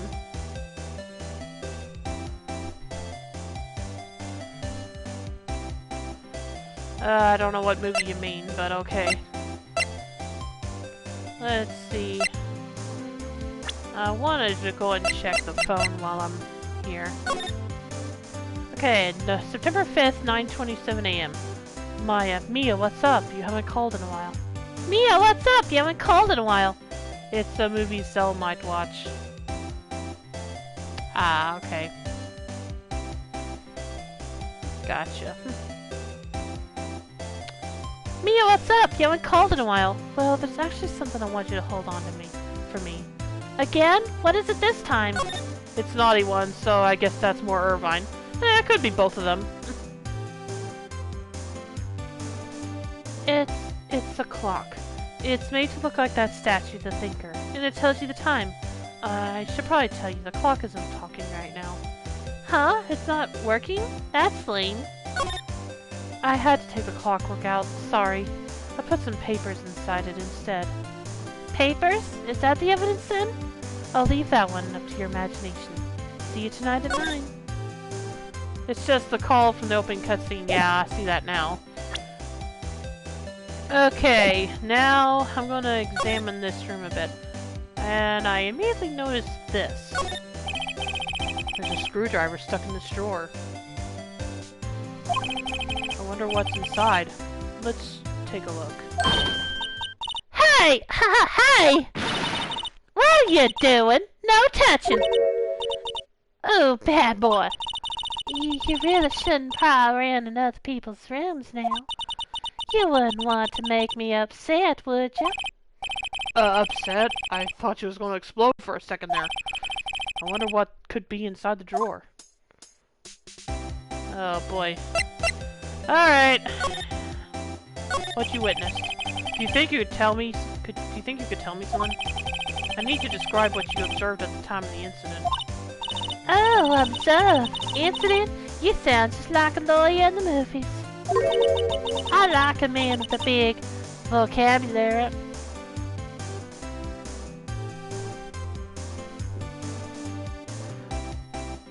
Moving on! Better not encourage her. You know that thing that happened the other day? The bad thing? What did you see when it happened? I don't suppose you could tell me about it. Pretty please? Let me see, well... Dream on! If you want to know, you'll just have to come to court tomorrow, Mr. Lawyer. Oh boy. Well, she's not as dumb as she seems. Apparently. Miss May. Could you... Just who exactly are you? Oh, Mr. Lawyer, are you hitting on me?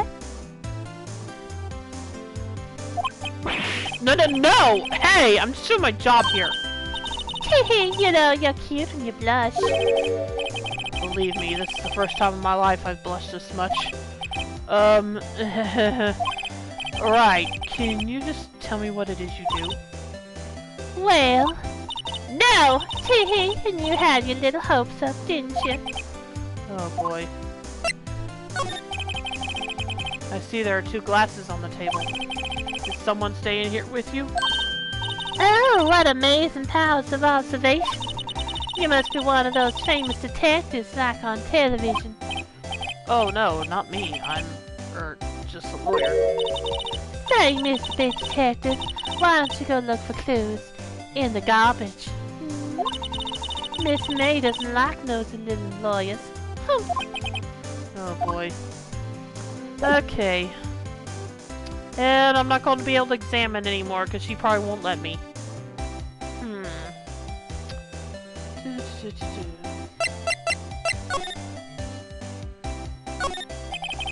The late summer sunlight streams through the window.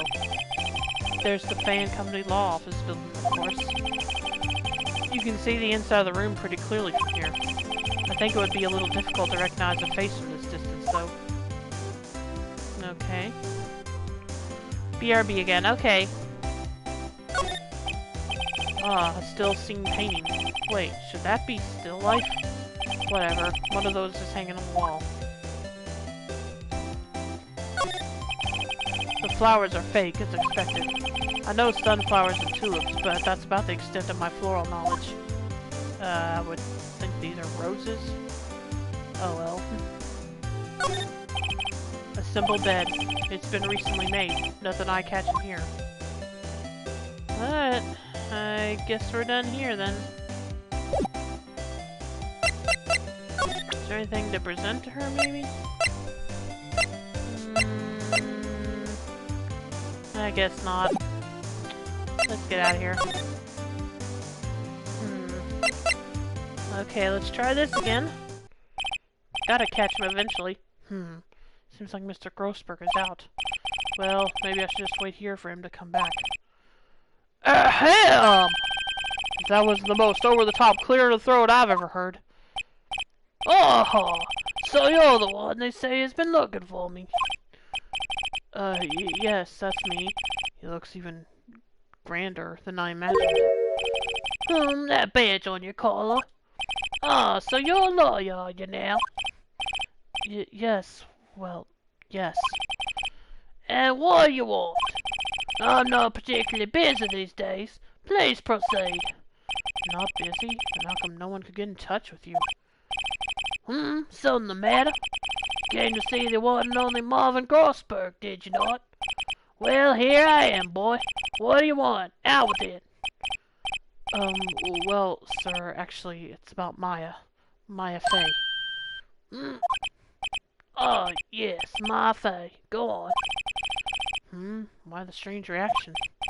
Cha-cha. I'm really quite busy here, son. I can't go taking cases on a day's notice. No, it's quite impossible. Wait a second. How did you know the trial was tomorrow? Anyway, I'm afraid it's entirely impossible for me to represent her. Sorry, end of discussion.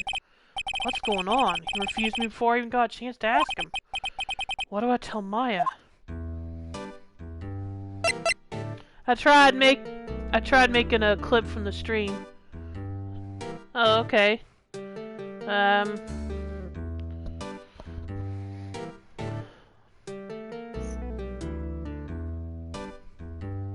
Let's see.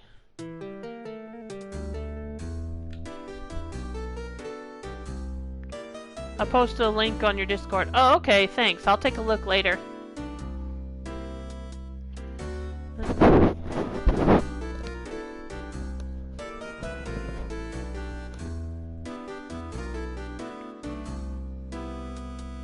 Let's see, I want to talk to him. How can you just refuse like that? Please, tell me why you won't take the case. A pity we can't just serve her the pipe. A pity we can't just... Wait, what? Just use the server to pipe in all she as the prosecutor. Yep.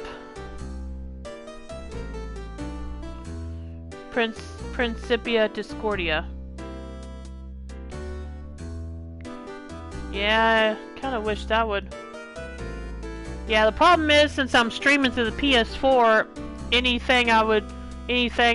voice chat I do over the computer wouldn't be heard very well over my mic.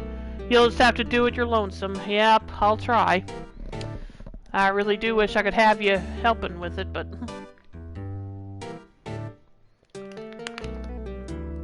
So, you don't have a PlayStation 4, is that correct, Ashi?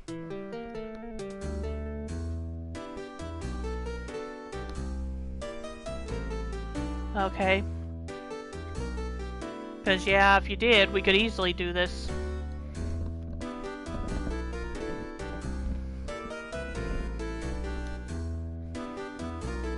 Anyway, how can you just refuse like that? Please, tell me why you won't take the case. Well, you see, it's just... I'm busy, you see. But the client is Mia Fey's sister. Mia trusted you. She knew her sister would be in good hands. Yes, of course, I know that. However, I'm sorry, but I must refuse. Sorry, goodbye. Creep. Fine. I don't have time to argue with you anyway. I'll go look somewhere else. Grumble, thing not. Huh? Did you say something? Thing not, I said. The prosecutor is supposed to sound somewhat dignified.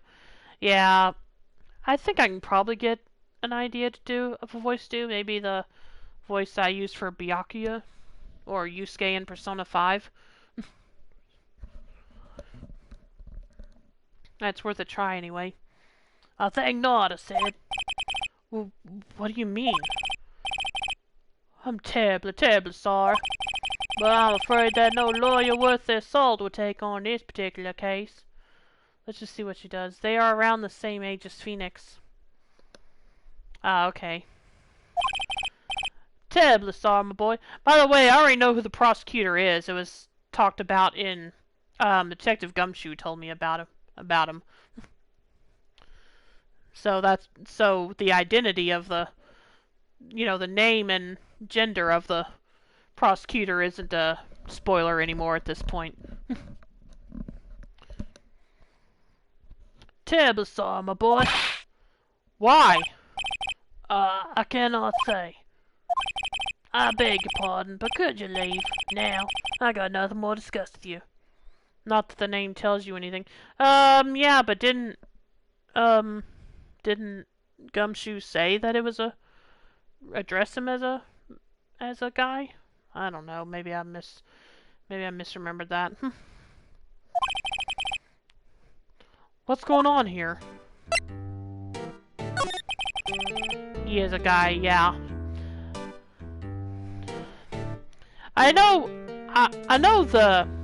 a little bit about the series, including that Miles has his own spin-off game. So, there you go. How did you know Mia Fey? She worked here a long time ago. Quite the apprentice, that one. Learned my techniques in the blink of an eye. She left one day, quite suddenly.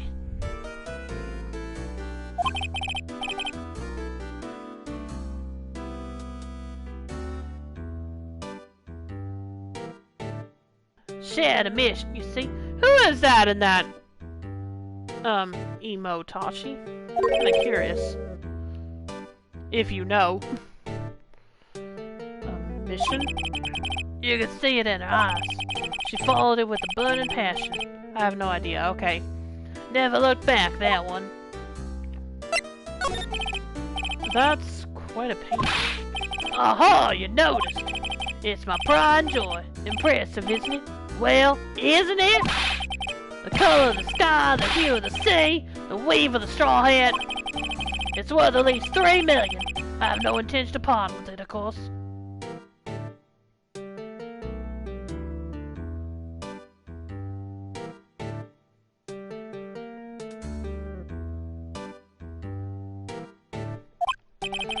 No, I won't sell it. Not even to you. I wasn't interested. It's not for sale. We don't want it. What a gross burger. Yep. I'm not buying. Jeez. Without going to spoilers, please tell me I'm not going to have to voice this guy anymore.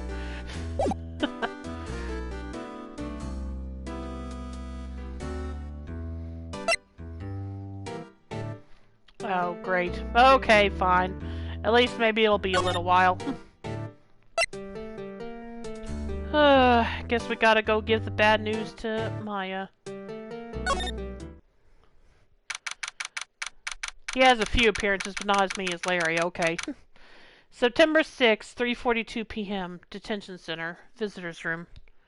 Don't get me wrong, I had fun doing that voice, but it's a little rough on my throat after a little bit.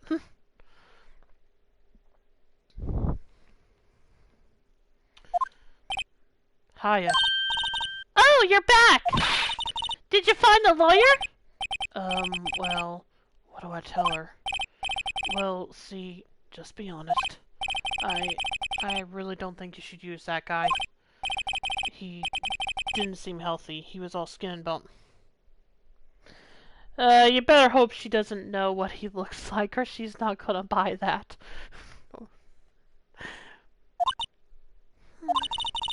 What really happened? You don't mean he refused to help? I see. I've been abandoned then. Just a little longer now before the state-appointed lawyer comes, I guess. Yeah, probably. He probably is. Yeah, he probably is a bad liar. 4 o'clock p.m. Time's up. What should I do? Do I just leave her and go home? No! We're gonna be her defense lawyer. I've made up my mind. I'm going to defend you, whether you want me to or not. Why? Why? Well, I can't abandon you. No one as sad as a person without any friends. I know. I've been there a long time ago. Why did I become a lawyer in the first place? Because the script says I have to. Well, yeah, there's that too. Because someone has to look out for the people who have no one on their side. Maya, I won't abandon you. You can count on me. That's so kind of you.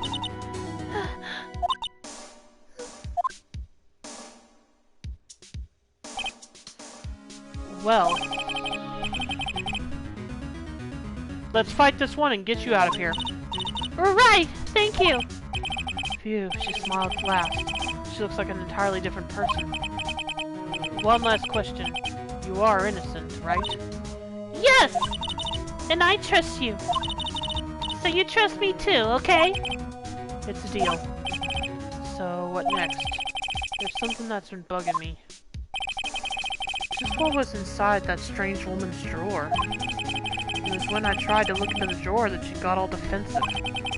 There has to be something in there. Yeah, what'd you think of the voice I made for the pink girl, the pink lady? Yeah. What wasn't it? That's true. That's true.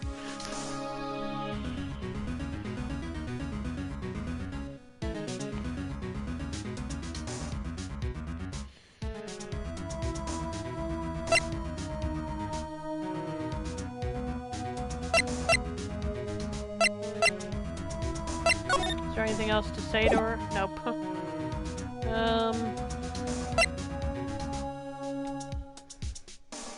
Let's see. I think we're going back to the hotel, aren't we? Good afternoon, sir. Excuse me, you are? Ah, I beg your pardon, sir. I am the bellboy of this establishment, at your service, sir. Oh, right. I've just come up to deliver room service, sir. Do you know where Miss May might be? He has evil hair! Oh, you think so? I thought he was just a regular bellboy, but we'll see, I guess. Ah, I believe our guest, Miss May, is currently using the, facilities. If you've no need of anything, I'll be taking my leave. Attention, duelist! My hair is here with room service! Attention, duelist! My hair is here with room service! Okay. Thanks.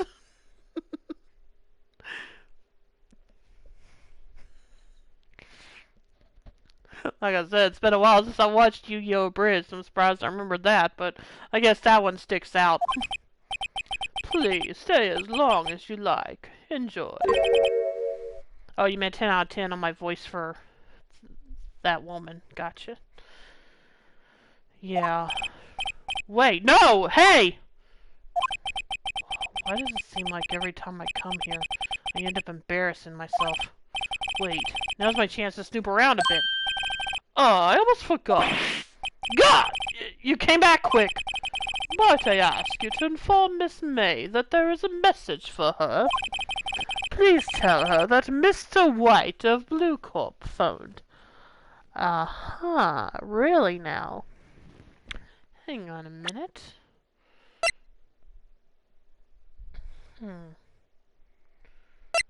Okay, I guess I don't have any. Let's see. Mia Fey, Maya Fey, Dick Gumshoe, Miles.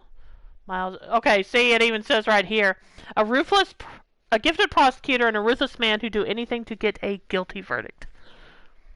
Yeah, nice of him to show his picture already too. April, May, Marvin Grossberg, and the Bellboy. Okay, so yeah, I don't have any information. I don't have any records that talk about when In other words, I don't have any evidence that talks about when Maya talked about that white person. I think it was Maya anyway. Anyway, please tell her that Mr. White of Blue Corp phoned. Oh, right, sure. Mr. White of Blue Corp? Where have I heard that name? Oh, okay. Okay, there we go. White. That was his name. My sister told me. White was the name of the guy who ruined Mia and Maya's mother. Could it be a coincidence? Probably not. There's a screwdriver sticking out of that half-open drawer. Now's my chance to see what's inside. What do we have here? A wiretap? What would a woman like her be doing with a thing like this? A wiretap added to the court record. There's definitely something suspicious about this Miss May. Why would she have something like this in her hotel room? There's a story behind all this, I know it. Alright, I'll be using this bit of evidence in tomorrow's trial, that's for sure. For Maya's sake, I'll get to this woman's bottom. I'll get to this woman's bottom. Wait, I mean, you know what I mean. Attention, duelist, my... Oh, let me try that in... Let me try that in her voice. Attention, duelist. My boobs have a wiretap in the room. Okay, I'm having too much fun with this. Oh, bellboy, still there? Uh-oh, time to scram. I look forward to tangoing with you tomorrow, Miss May. Knew I'd trip you up with that one.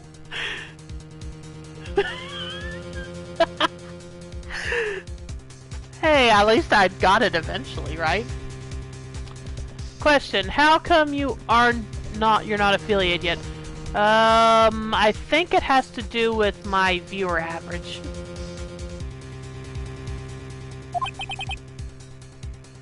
Let me look at that real quick. I think that's the reason, but yeah, let me check.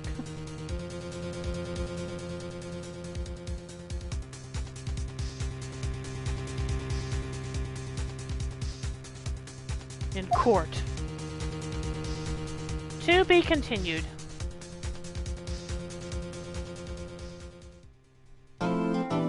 Saving content. Do not turn off the power. Do you save your progress up to this point? Yes.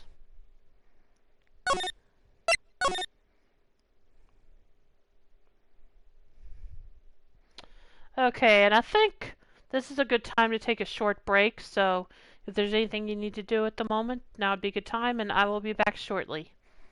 So, see you in a bit.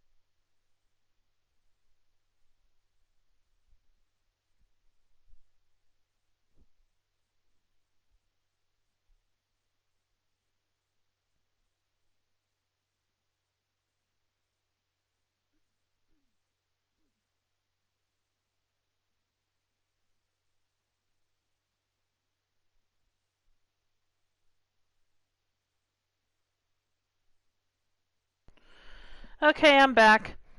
And yeah, it is my viewer average. It says I have to have an average of 3 viewers, and I'm currently at 2.14. And it also says to be eligible to apply to the affiliate program, you must meet all 4 requirements within the same 30-day period. All calculations exclude premieres, reruns, subscriber streams, and watch parties. Yeah, it is, because everything else I've more than passed.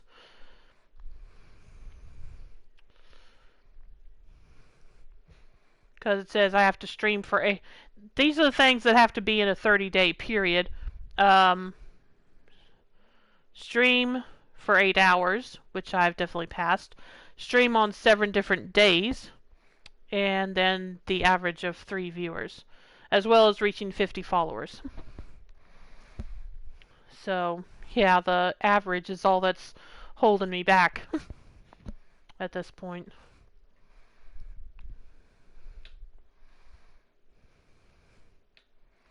I have never subscribed to anyone on Twitch, but I'd love it if your channel could be the first. Aw, thanks, Soup. I appreciate the thought.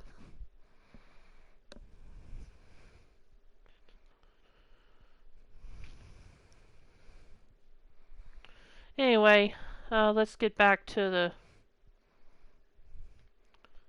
the... stream for now. Get back to the game, rather.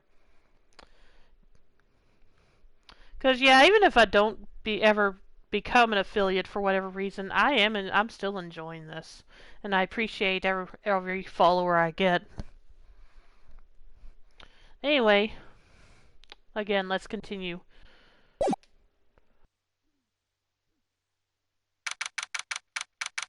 September 7th, 10 a.m., District Court, Courtroom Number 1.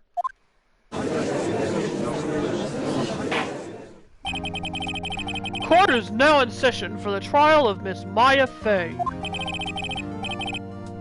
Okay, here we go. The prosecution is ready, Your Honor. The defense is ready, Your Honor. Miles Edgeworth. I better not show any signs of weakness today, or he'll be on me in an instant. Mr. Edgeworth, please give the court your opening statement. Thank you, Your Honor. The defendant, Miss Maya Fey, was at the scene of the crime. The prosecution has evidence she committed this murder. I think you improve your Edgeworth voice if you fold your arms over your chest. It conveys the I don't get IDGAF attitude. I suppose so. Like I said, what I need to do is get my Byakuya voice from Danganronpa. Because that's probably the closest I could get to that. The prosecution has evidence she committed this murder. And we have a witness who saw her do it. The prosecution sees no reason to doubt the facts of this case, Your Honor. I see. Thank you, Mr. Edgeworth. Let's begin then. If we may call our first witness, Your Honor. The prosecution calls the chief officer at the scene, Detective Gumshoe.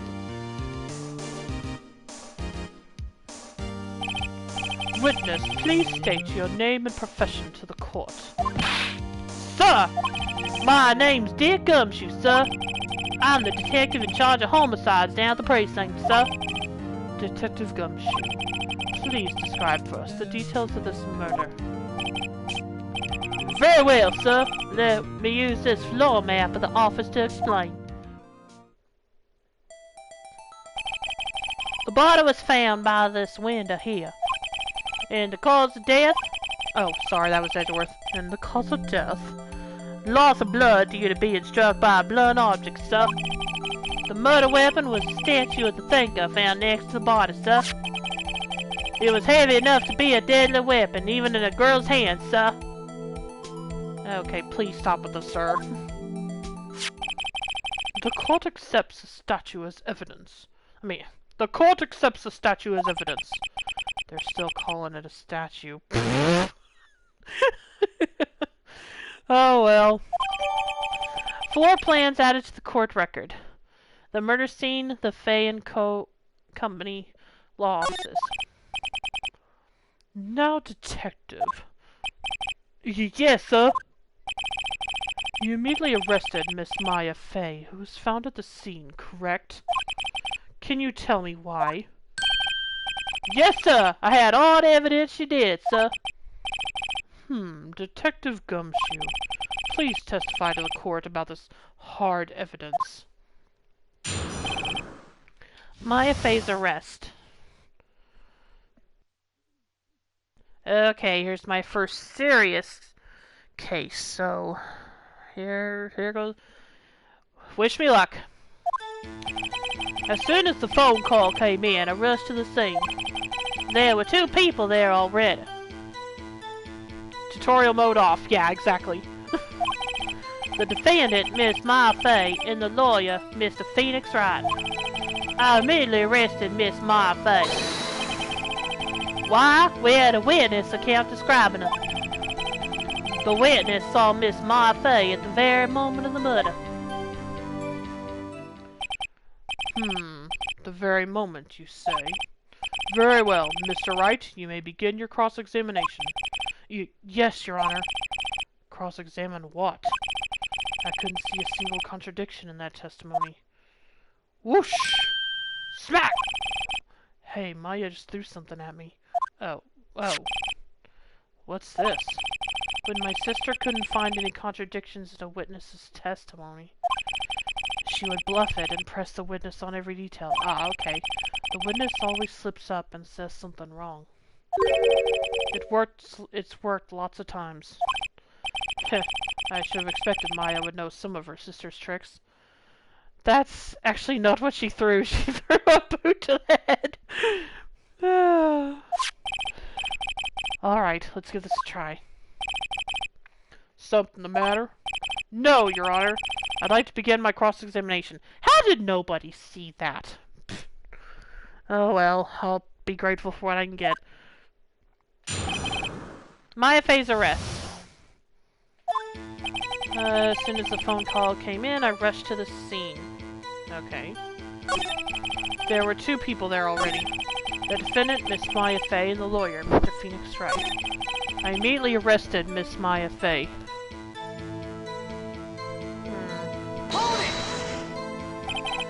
Why's that? What's your reason? Why, we had a witness account describing her. The witness saw Miss Maya Fay at the very moment of the murder. I can't see a single credit. Oh, right. I'll just have to take Maya's advice and press him on anything suspicious. Okay. As soon as the phone call came in, I rushed to the scene. There were 2 people. Yeah, okay, I already read that. I immediately arrested Miss Maya Fay. Why, we had a witness account describing her.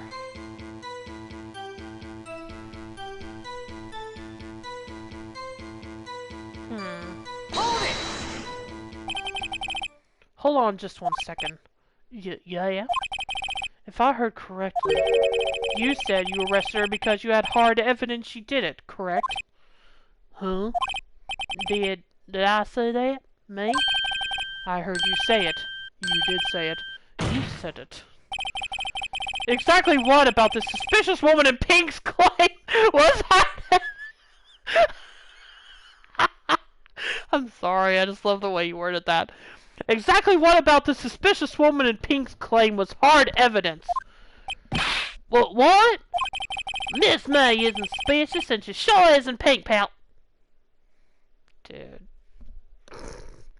Well, her boobs are yeah, I'm willing to go with that.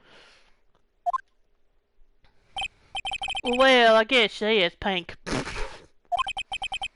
That's enough, Detective Gumshoe. Do you have any more solid proof other than her claims, Detective? I guess Preston can have its advantages. Yes! God! Sorry, I got the order of things mixed up in my testimony, Your Honor, sir. Oh, boy. There was something I should have told you about first, Your Honor. Very well, Detective. Let's hear your testimony again. Oh, boy. Okay. Hard evidence. After securing the suspect, I examined the scene of the crime with my own hands. My own eyes. I found a memo written on a piece of paper next to the victim's body. On it, the word Maya was written clearly in blood. Lab test results showed that the blood was the victim's. Also, there was blood found on the victim's finger. Before she died, the victim wrote the killer's name.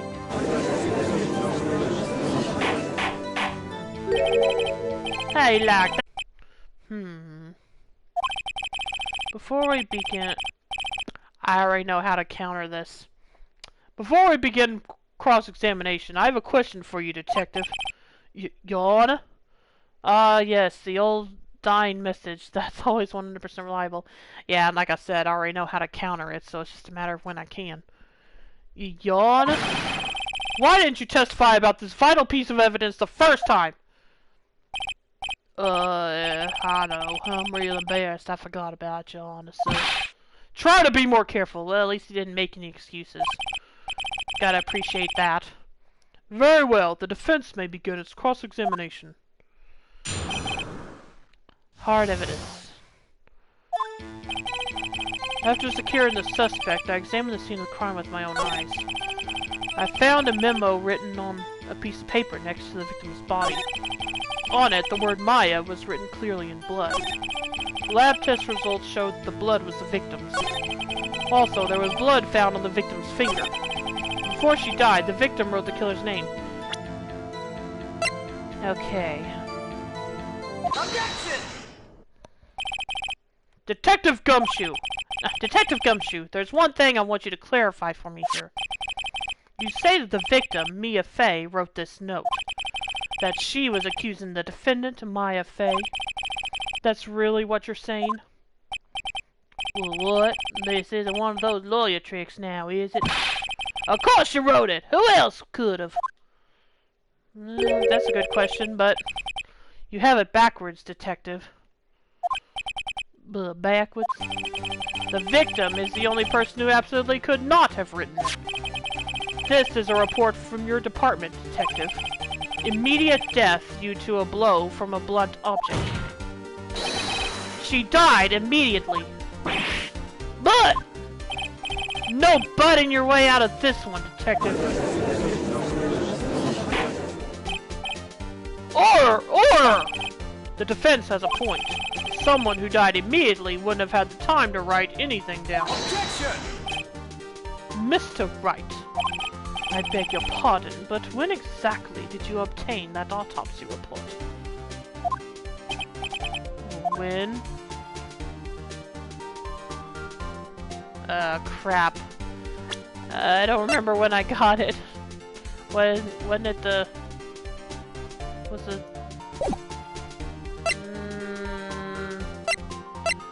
Okay, if anyone remembers if it was the day of or the day after, I'll gladly... if anyone remembers themselves, which it was. Cause, yeah, I honestly don't remember.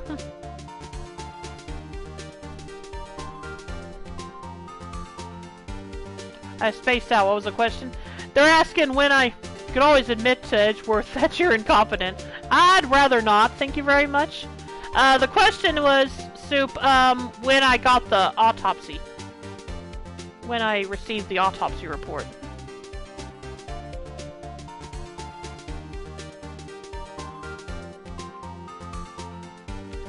Attention duelist, my hair can't remember when it got the autopsy report. Yeah. I know, I'm terrible at this right now.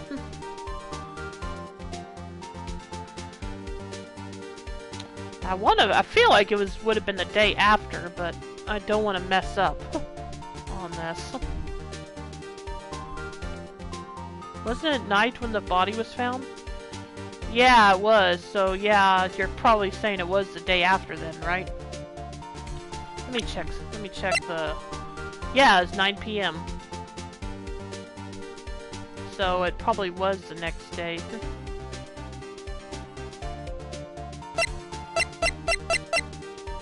Murder scene. I don't think that tells me anything, though, in regards to that. And that wouldn't help because... Oh, wait a minute. Oh, never mind. That won't help either.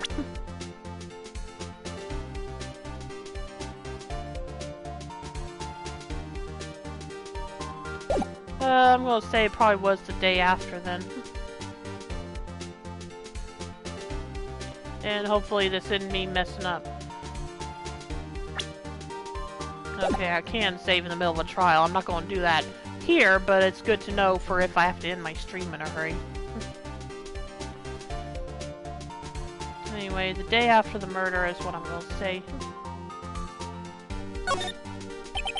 It was the day after the murder. The prosecution's point being... do what, Soup? That autopsy report is outdated, Your Honor.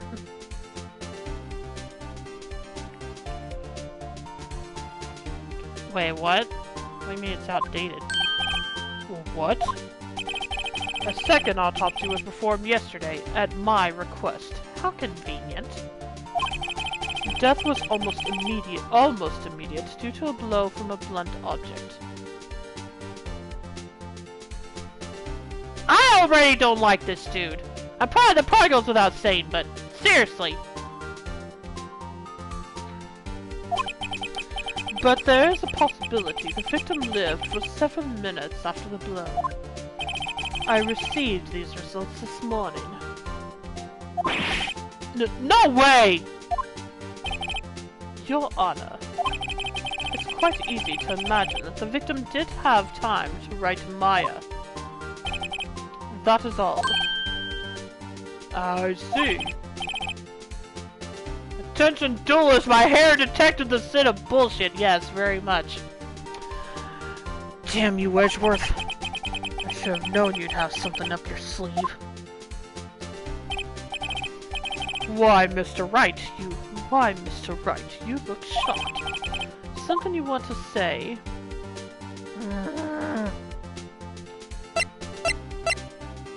Doubt there was a second autopsy. Yeah, I do too. Or at least not one that's legit.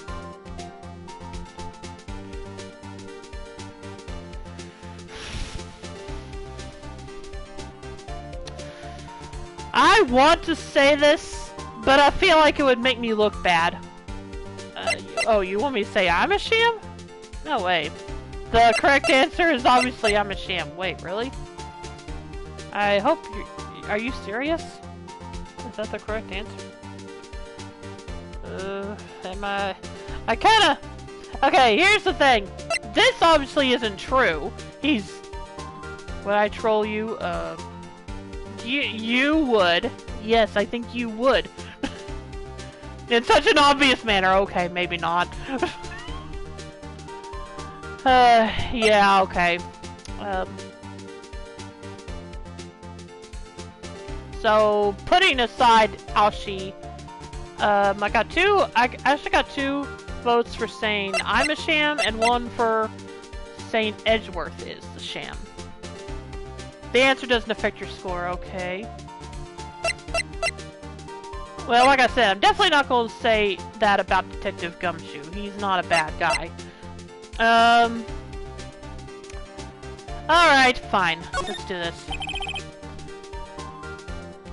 Mr. Edgeworth, I've heard there's nothing you won't do to get your verdict. What reason could you possibly have had to request a second autopsy report? Oh, come on. I'm not gonna make myself look bad. Mr. Wright, the defense will refrain from personal attacks on the prosecution. No matter, Your Honor. Mr. Wright, say what you will. The evidence in this report is undeniable. Your Honor, I submit this report to the court. Understood. The court accepts the evidence. Autopsy report updated in the court record. Died from a blow by a blunt object. May have lived for a few minutes after being hit. I'm sorry. I am still calling BS on this. I mean, that's probably freaking obvious, but... Well, Your Honor, the evidence strongly suggests the victim was identified the killer. I suppose that's the obvious conclusion, yes. Darn, this isn't good. The prosecution would like to call its next witness. See, you wouldn't have gone scolded by the judge if you admitted you're a sham. Yeah, but I don't know if I would call it being a sham. It would just maybe me not doing I don't know. Anyway, yeah, okay, fair enough. The prosecution would like to call its next witness. This poor, innocent girl saw the murder with her own eyes. Oh gosh, here we go. Oh well, at least I get to have a little more fun voice acting as her. Let the witness, Miss April May, take the stand. Exactly what part of her is innocent?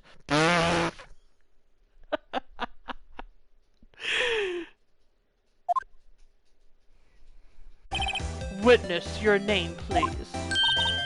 April May. That's just up. Gosh dang it. What's up? Okay, for someone who played the original version of this game, did that jiggle happen in the original game? I have to know.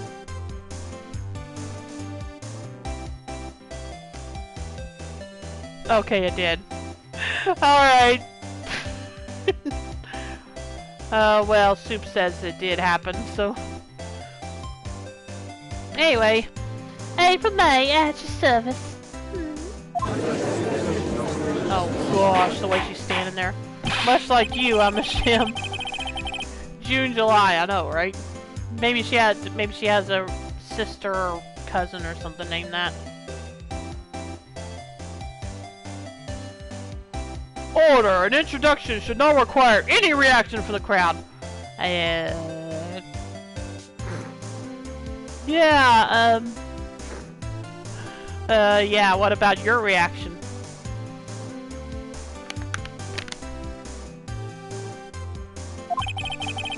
The witness will refrain from wanton weakening. Thank you, there you go. Oh, yes, Your Honor. This is not good. She's already captured the heart of every man in this courtroom. Yep. How is Phoenix the only one not seen through this? Well, and obviously Miles also, but he's the prosecution, so that doesn't count. What does that say about Phoenix? Let's not think about that right now. He's a okay, we'll leave it at that, Soup. Tell us, where were you on the night of September 5th, when the murder occurred? Gee, I was, like, in my hotel room. Hey. Okay, so maybe I should have gone with the Valley Girl accent, but I thought maybe my Southern Belle accent would match the innocent persona she's trying to put on.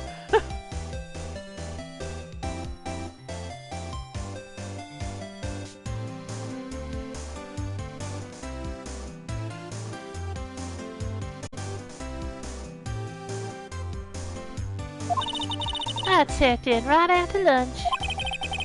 And this hotel is directly across from the Fay and Company law offices. And later her voice personality changes. Kind of like, it doesn't fit a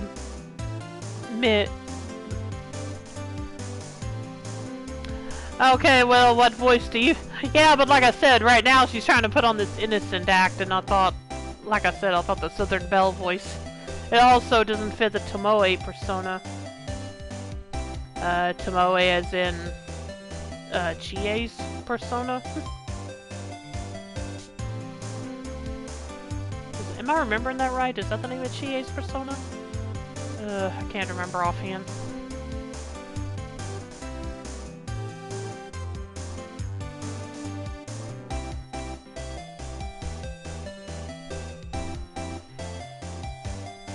And this hotel is directly across from the Fay and Company law offices?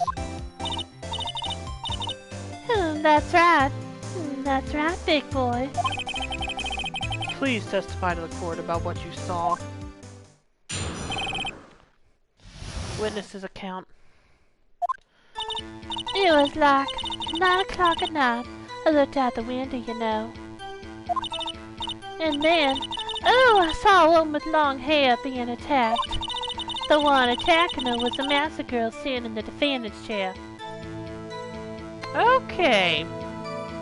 I'll have to read through this and I'll have to look at the court record. Let me look at the court record real quick. I need to check something.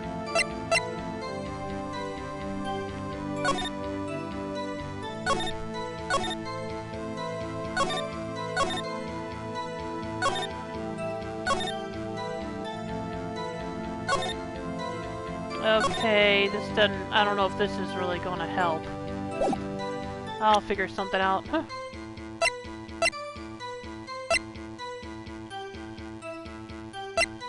Anyway, the one attacking her was the master girl sitting in the defendant's chair. Then the woman, dodged to one side and ran away. But that girl, she caught up to her and she hit her. And then the woman with the long hair, she kinda snubbed. Yeah, okay. I do have a problem with that. Let me think here.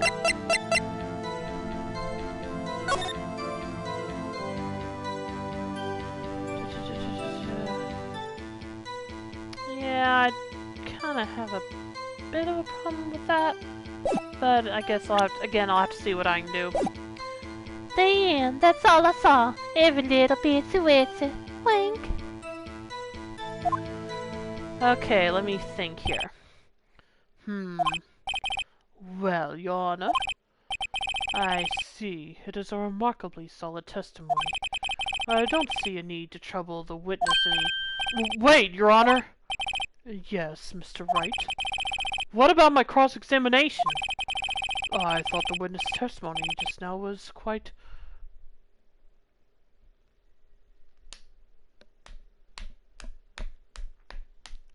Damn it! Yeah!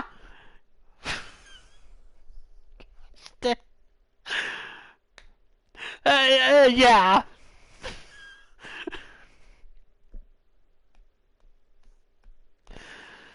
Okay. Let me try that again.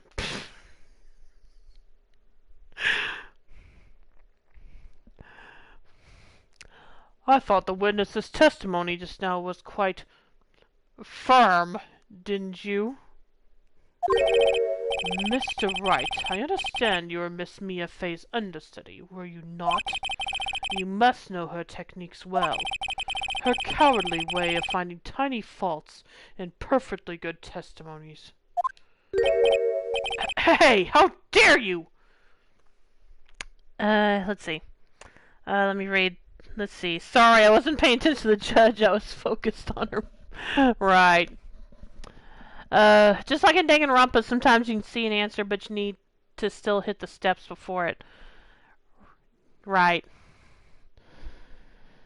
Fair enough. Hey, how dare you? Well, Mr. Wright, will you cross-examine the witness?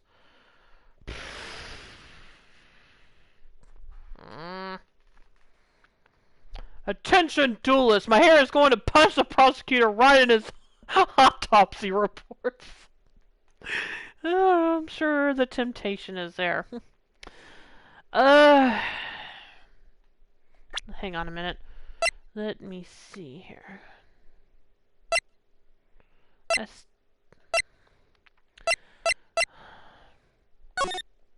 The problem is, on this version, it's not showing where the body was. I know where it was. I do know where it was in relation to this room, but it's not actually showing it, so I don't know if that's going to help or not.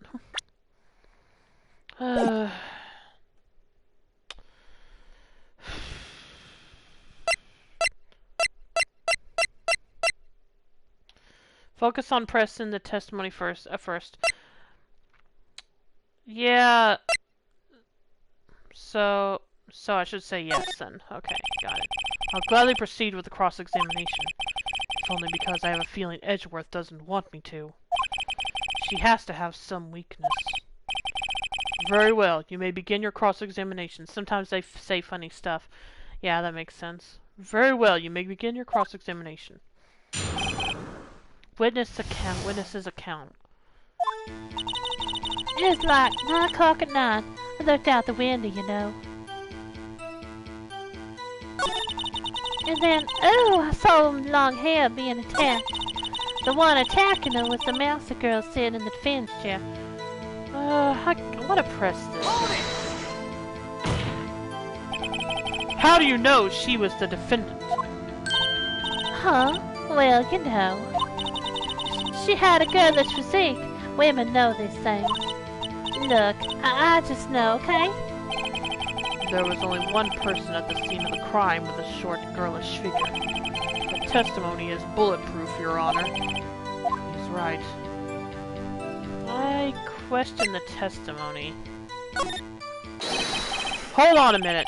That testimony stinks. Oh, what? Miss May, I am willing to bet that...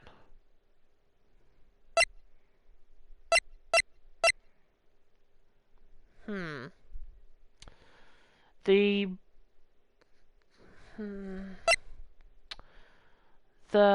answer that's easier to go for is your line, but yeah, that's what I'm thinking. I'd probably say she saw nothing. Did you really see the defendant at all?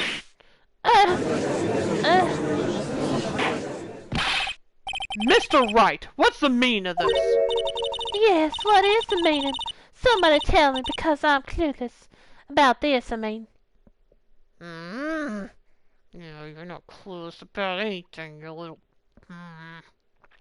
Moving on! Okay. If you had really witnessed my client, Maya Fey, you would have noticed her clothes before noticing her physique.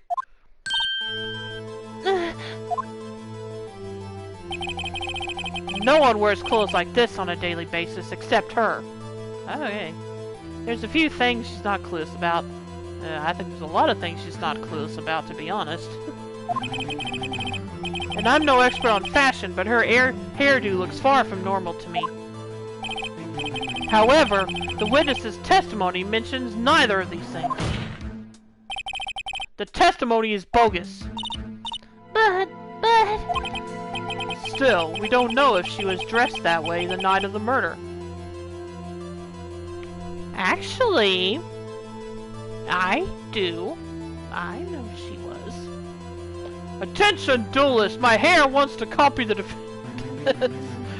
That might actually be an improvement, to be honest. She was, Your Honor. What do you say to that, Miss May? Wow, what are you trying to say, you mean lawyer? I saw what I saw. I just didn't think all the trifling little details were necessary, darling. Miss May, the court would like to remind you to please omit nothing in your testimony. I'm sorry, Your Honor. I'll be a good girl, I promise. Wink.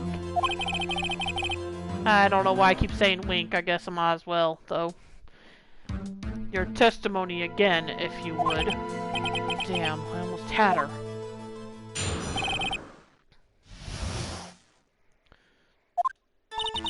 I did see everything. I did. The victim, the woman, dodged the first attack and ran off to the right. Then the girl in the hippie clothes ran after her. And she hit her with that weapon. I saw it. I did. That clock, the kind of statuette clock, the thinker, I think. Well, does the accuracy of my report not startle you? Said he. Okay, I kind of feel like she shouldn't have known it used to be a clock.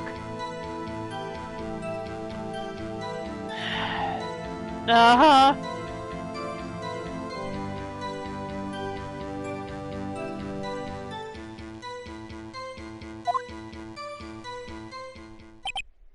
I see. I only wish you had been so detailed from the beginning. Ah, the old I never said it was poison, always 100% accurate.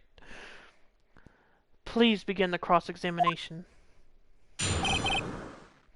Witness's account. I did see everything. I did. Let me check something real quick.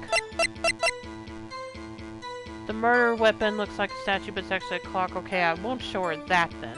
I think I just have to press her about it. Or maybe, no, maybe I do present that to her. Anyway. I did see everything. I did. The victim, the woman, dodged the first attack and ran off to the right. Then the girl in the hippie clothes, and she hit her with that weapon. I saw it in. That clock. Let's try pressing her first. Clock? Didn't this come up in another testimony recently? Well, don't look so sour, Mr. Lawyer. You can't win them all. No, but I have a feeling I'm onto something now. Okay, so I do have to present the evidence. Objection! Miss May, what you said just now was quite revealing. I'm not looking forward to her response to this. Revealing? Oh, you'd like that, wouldn't you? Naughty, Mr. Lawyer. I knew it! Damn it! Oh, a few other things are real. You just said that the statue of the thinker was a clock. But there's no way of knowing that just by looking at it. Another person in much the same position as you recently called this a clock, too. And he was found guilty of murder. Order! Order!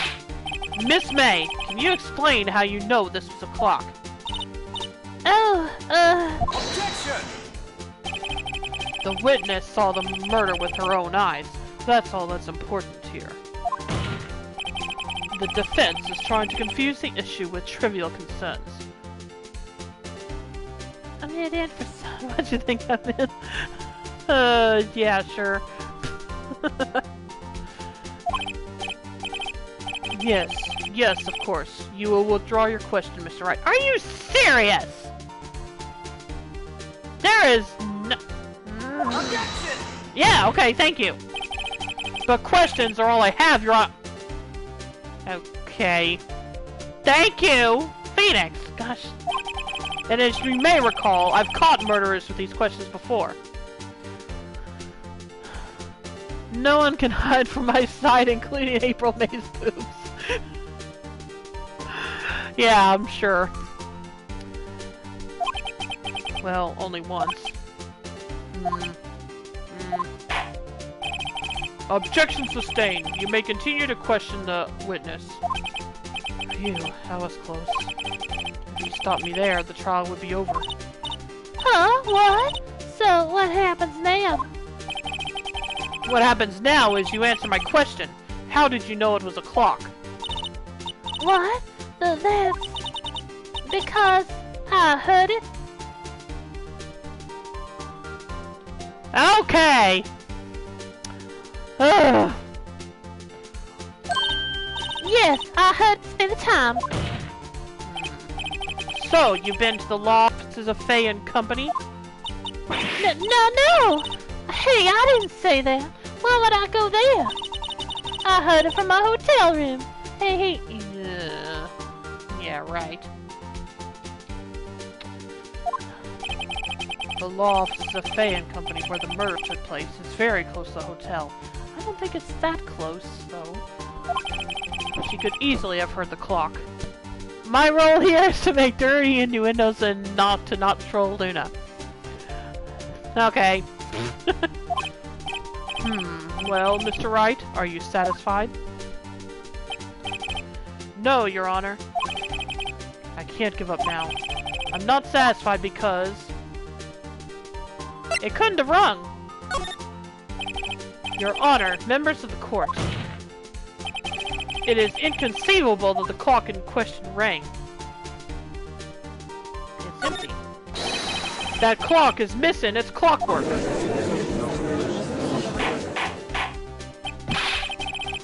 How could you possibly? Just take a look, right now. Oh! See anything interesting, Your Honor? It is as the defense says. This clock is missing its clockwork. It's quite empty. Mr. Wright, would you care to explain to the court the meaning of this? It is as you can see.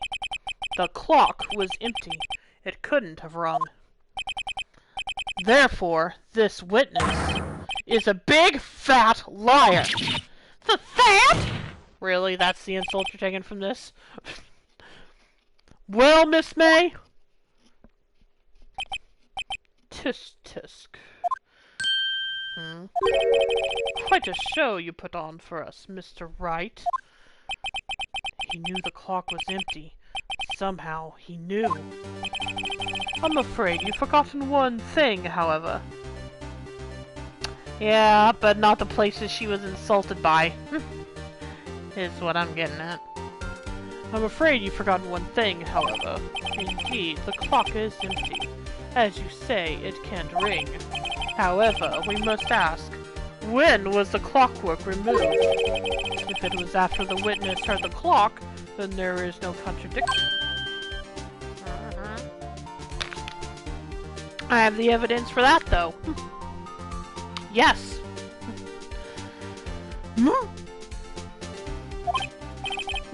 That's true. That is a possibility. I don't think she needs us to tell her that. The clock might have been emptied after she heard it. And that is exactly what happened, Your Honor. Well, Mr. Wright, can you prove when the clockwork was removed? Ho-ho! Impossible, of course. I have proof. What? Wasn't it you who told me proof is everything? Well, I was listening. And now I'll show you the proof you like so much. The evidence that proves when the clockwork was removed is... Take that! Take a look at this. That's a very cute cell phone. Yes it is, but that's not the point. Oh, you have a girl-phone. Well, wait, this isn't my phone. Listen, this is the defendant's cell phone, and it contains a recording. A recording of a conversation she had with the victim on the day of the murder.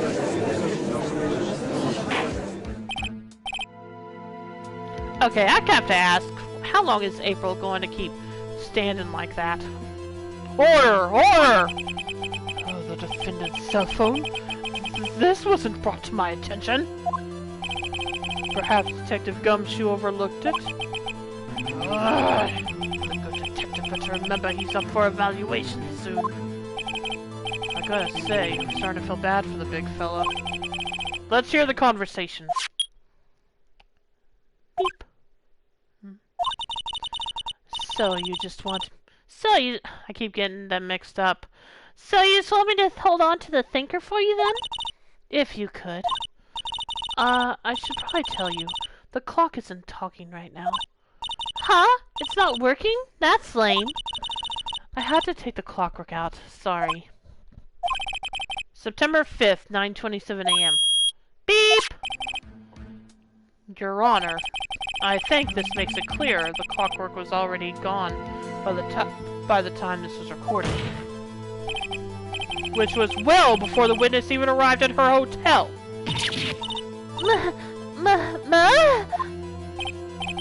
Well, Miss May, would you care to explain this to the court? Just how did you know that weapon was a clock? Well, isn't it obvious? No. I think we've already determined that. I saw that clock before. What store was that again? I go to so many. It wasn't sold at a store, though.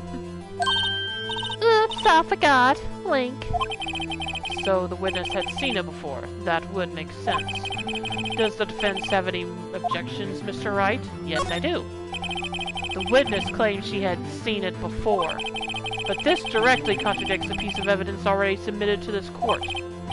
Well then, let's see it. Please produce this evidence that will prove the witness had not seen the clock before.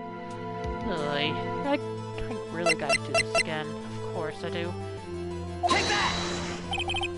It's simple. This clock was never in any store. Ever! What? A friend of mine made that clock. Only 2 exist in the world. And the one that isn't here is in police custody. Impossible. Everything is sold in stores. Miss May, I think it's high time you went shopping for a better excuse. Okay, I love that. Oh, excuses not on sale today? Oh.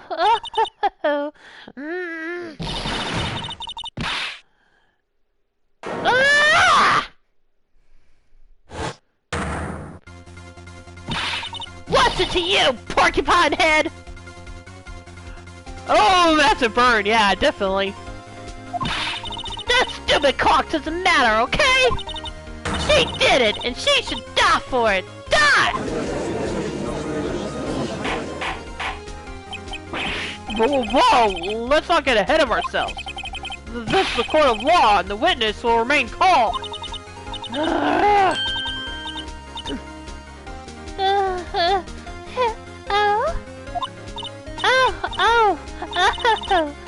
Silly me. Did I, lose it? I guess I did. See? This is scary. Miss May, let me ask. Tell me, how did you know the weapon was a clock? Oh dear. Does the defense have an opinion on this behavior? Yeah, she'll be reincarnated as... Well, I'm not gonna say, but... I'm not gonna say for right now, but... Oh wait, yeah, I think I can say. She's gonna be reincarnated as Celestia Ludenberg. That's all I'm gonna say. Okay, this is it. Yes, Your Honor. Yes, I have an opinion. My opinion is that she's a psychopath. Yeah, that too. Yes, Your Honor. Allow me to explain how I see the truth of the matter. Miss April May, you knew the weapon was a clock because... I'm gonna say you had heard about it? Hopefully that's right. The witness had never held the clock in her hand. However, she had heard that it was a clock. She heard? That is correct, Your Honor. There is no other way she could have known the thinker was a clock. As the guy from GOTG said, who? Okay. I won't say anything for spoiler. I won't say any more for spoiler reasons then. But what's GOTG though? There is no other way she could have known the thinker was a clock. And I can show you the proof. Well, this is interesting. Let's see it then. Show me evidence providing that the witness had heard the murder weapon was a clock. Oh. Oh, Guardians of the Galaxy. I haven't seen that movie. I probably should at some point. I just never got around to it. Have a look at this. Ah! Oh, that? Neither have I. Oh, okay. I found this in Miss May's room.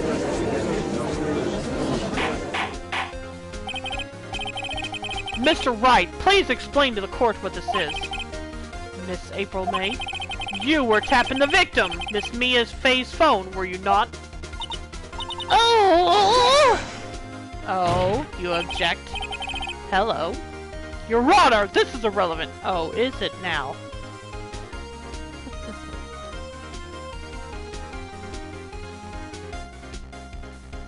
I have a friend who ignores the greater Marvel Cinematic Universe but loves the Guardians of the Galaxy. Oh, okay.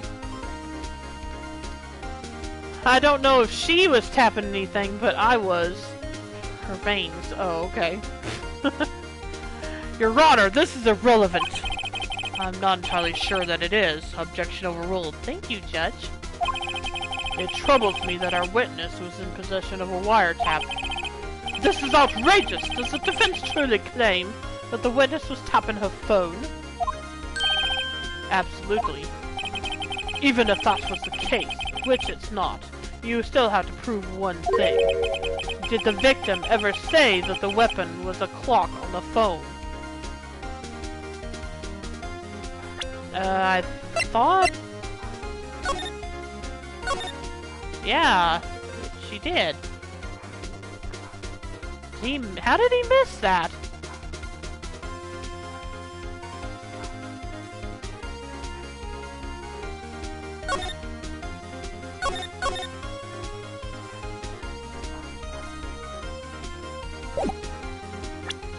Not only was she tapping the phone, but she was also stealing the fan company Wi-Fi.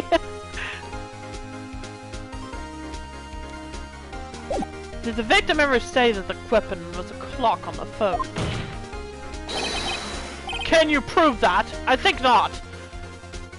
Remember, Gumshoe didn't see anything on the phone, so he probably didn't tell Edgeworth. Yeah, but didn't he just hear the call when Phoenix played the recording? Oh yeah? I think I can. It's simple. What?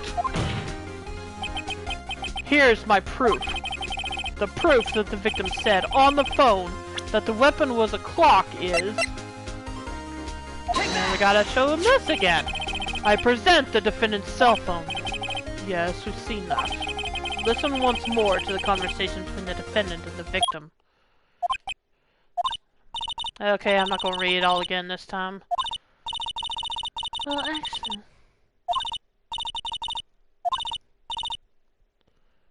Oh, okay, there we go.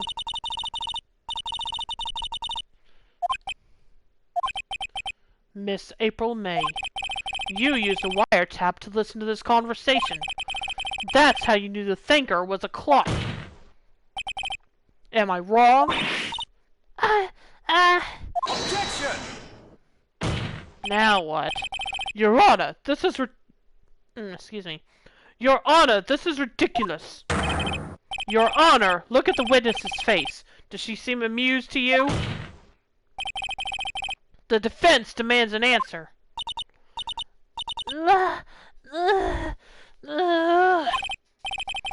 Witness, answer the question. Did you tap her phone? Miss May! Shut up, all of you! What gives you the right to talk to me like that? You lawyer!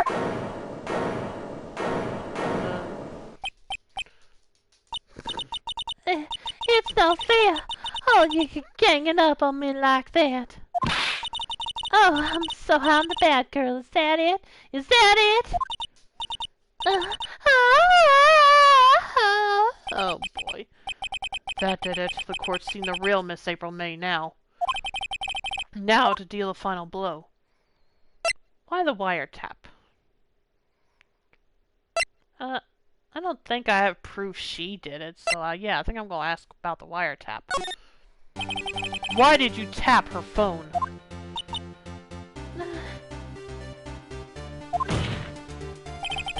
Answer the question! Do I have to? Isn't this a mud trial?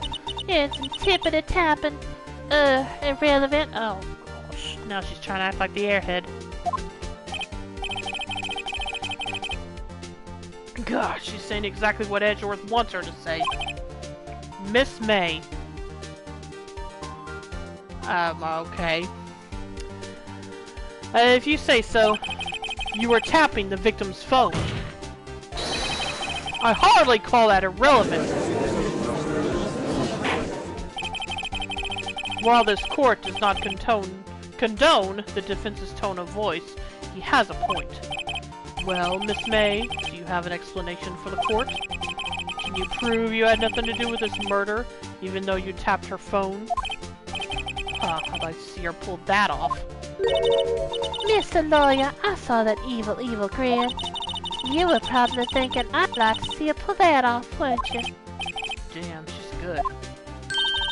Well, you're not the first man who saw that. And of course, I can. And will. You can't be serious. No way. Wait, I say. Wait. Oh, and I'll show you. I'm serious, Mr. Lawyer. Humph!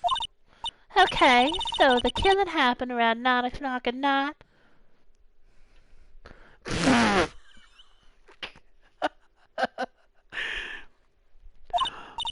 Well, why, that's just when I was getting room service from that sweet bellboy. Room service? Iced coffee, I believe it was. Go ahead and say it, Ashi. Go ahead. I will allow it because I'm thinking it myself.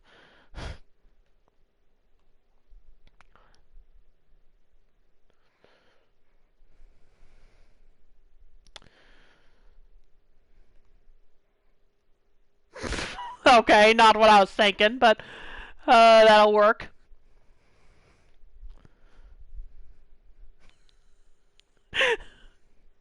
I was thinking more along the lines of, I think she was getting a different kind of room service.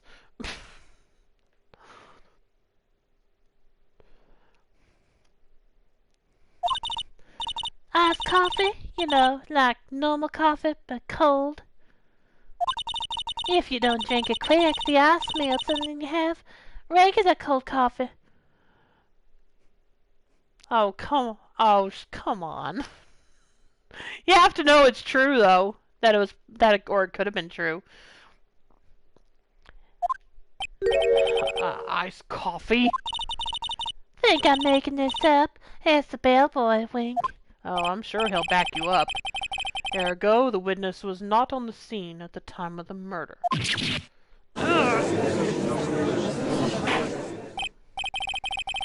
So, where does that leave us? It is my greatest pleasure to inform you that the witness appears to have been tapping the victim's telephone. Oh, so you're going to admit to that much, huh? However, that is a separate crime with no bearing on the current case whatsoever. Her testimony stands. She saw the defendant, Maya Fey, commit murder. No, they're going to let her just walk away. There's no way I can win this unless I tie Miss May to the murder somehow. Well, does the defense have anything to say? Well, come on, think of something. Yeah, I'm... At this point... Oh, gosh, I'm kind of thinking, yeah, probably should call the bellboy as a witness. Because I don't really know what else we can ask her at this point. So I do feel like calling the bellboy as a witness is really our only option.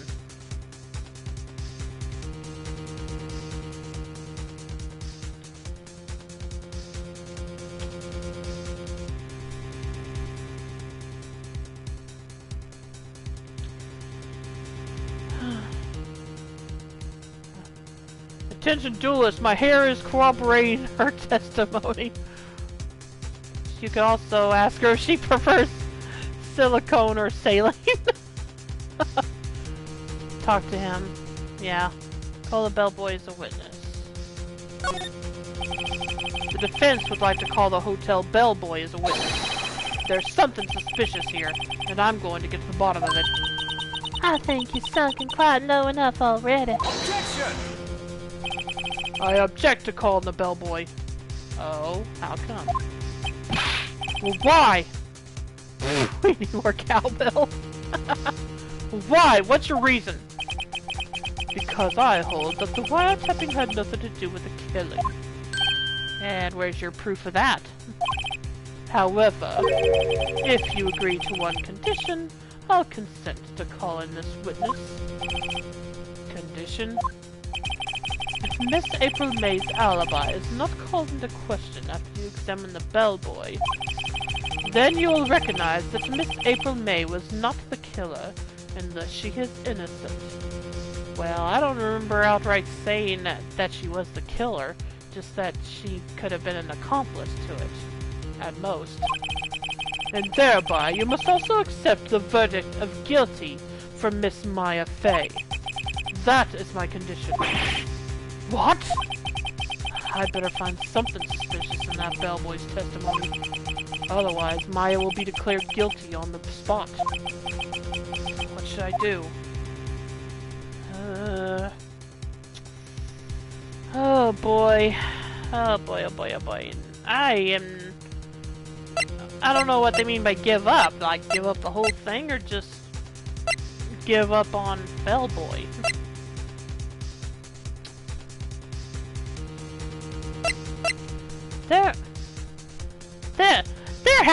The Bellboy has to know something. So I'm gonna accept the condition. And hope I don't regret this. Alright, I've got nothing to lose except for, well, everything. Understood! I accept your condition. Fool. You fell right into my trap. Uh-oh. Wait. Very well. The court calls the hotel bellboy to the stand. Let's not do... what now? Let's not do what, Ashi?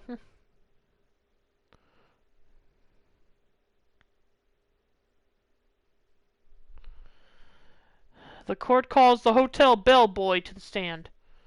No spoilers first. Playthrough accept. Right. Well, I'd already decided to do it, but yeah. I understand what you're saying. Because I do want to try to figure this out on my own. The court calls the hotel bellboy to stand. Like, if I do absolutely need help, I'll let you know. Though.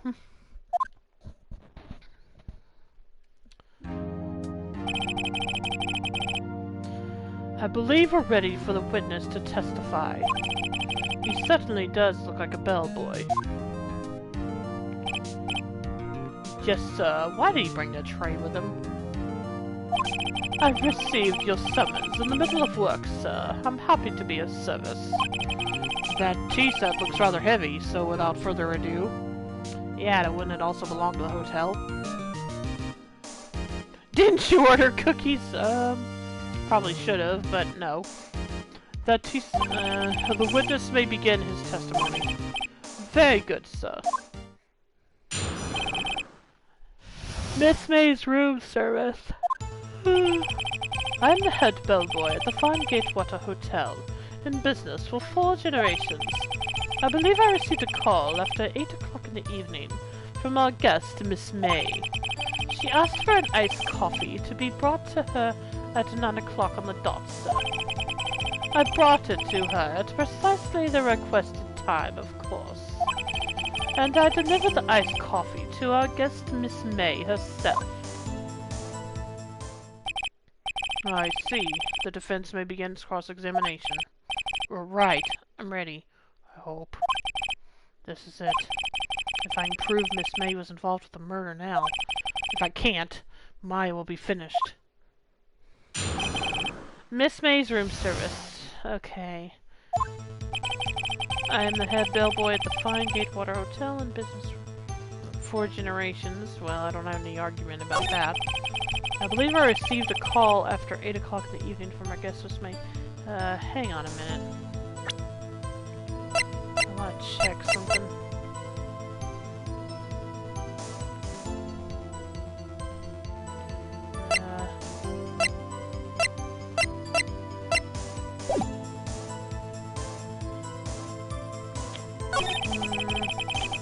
She asked for an iced coffee to be brought to her at 9 o'clock on the dot, sir.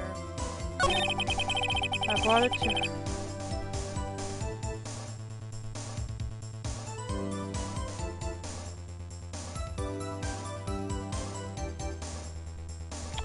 Nine o'clock.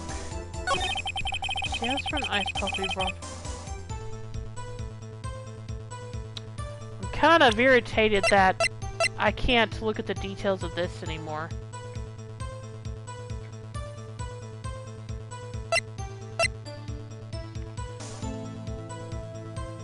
Because it's not saying what time she died anymore.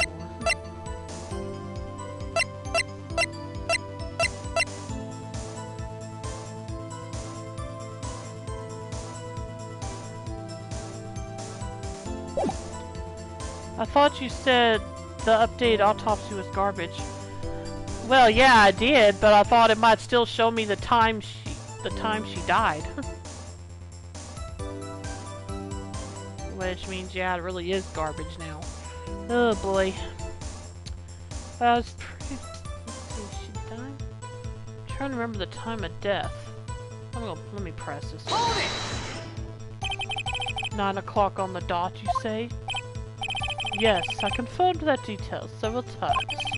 She was watching a program on the TV and wished to drink after she finished, sir.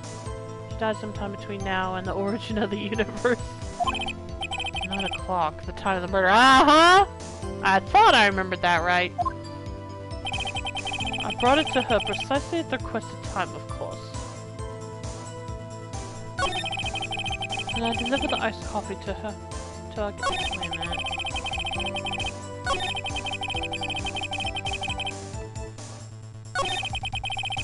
a minute. Precisely 9 o'clock then? Precisely, exactly, and most definitely, sir. 9 o'clock p.m. How can you be so sure? Miss May was quite insistent that it would be brought then. Oh, bellboy, tee-hee, I'd like iced coffee at exactly 9 o'clock. Something like that, sir.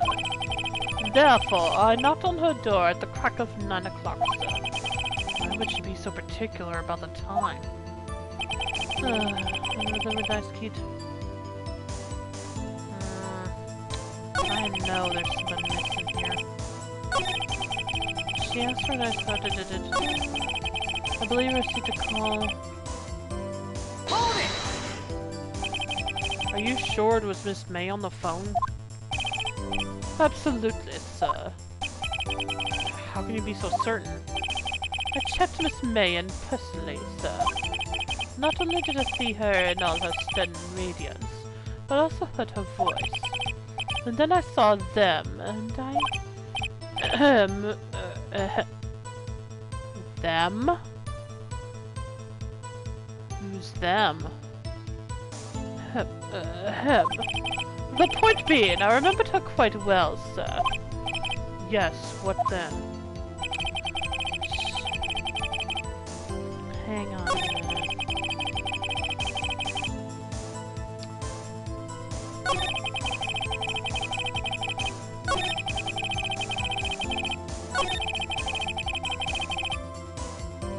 Wait a minute.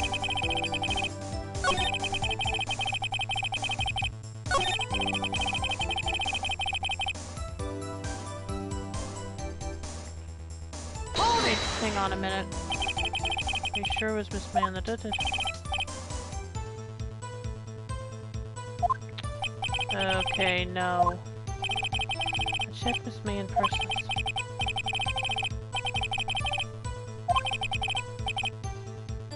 Oh, okay, I see what she's talking about. I misunderstood what he was saying.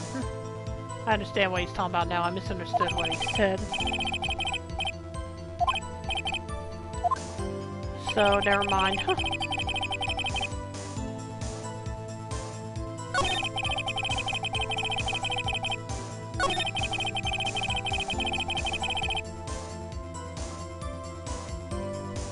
Gotta be something.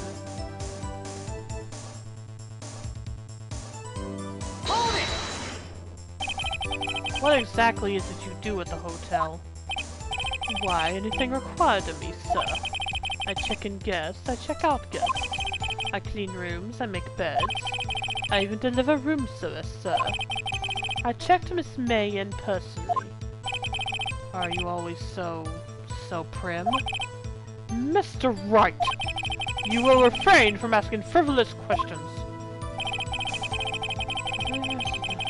Okay, what have I not pressed about yet? She asked for a...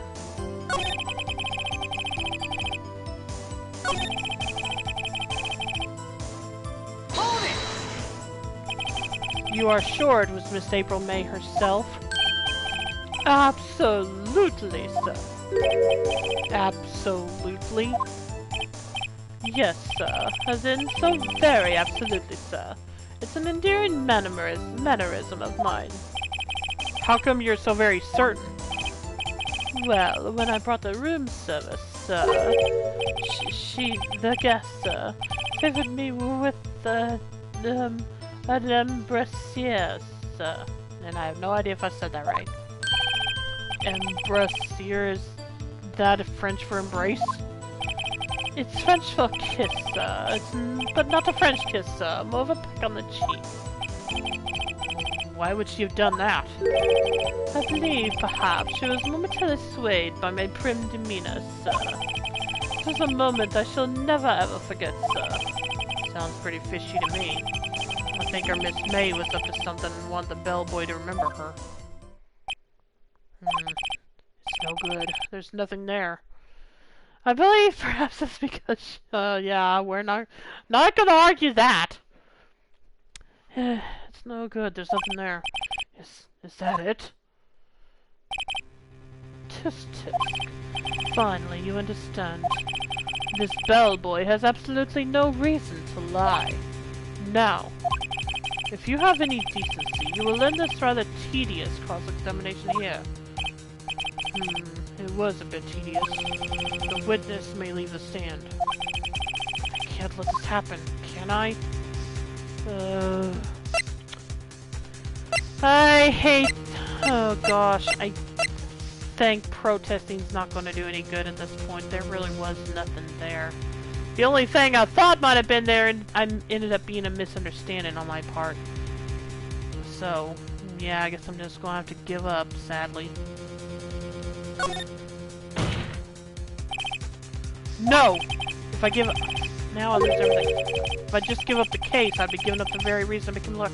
I wasn't giving up the case, I was just giving up on the bellboy knowing anything. Wait! Please wait! Yes? Does the defense have something to add? One last question. Let me ask one last question. Objection! Your Honor, I must object. This charade of justice has gone on long enough. Now, Mr. Edgeworth.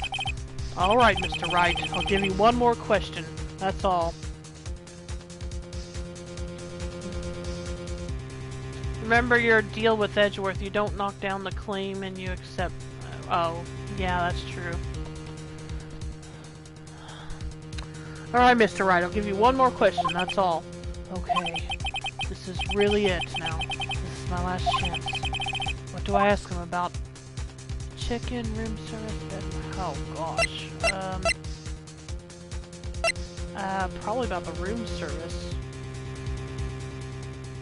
I think it's either about the room service. Tell me again about our room service. Again, sir? At exactly 9 o'clock, I delivered room service to Miss May in room 303. The guest had requested iced coffee. $18 was the charge, as I recall. $18 for iced coffee? No, no, that's not important right now, but still. I see.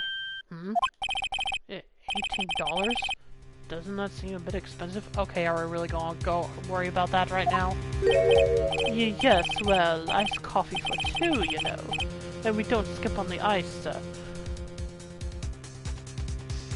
For 2, huh? There we go! That's what I was thinking he was saying earlier. This is what I thought he was saying earlier.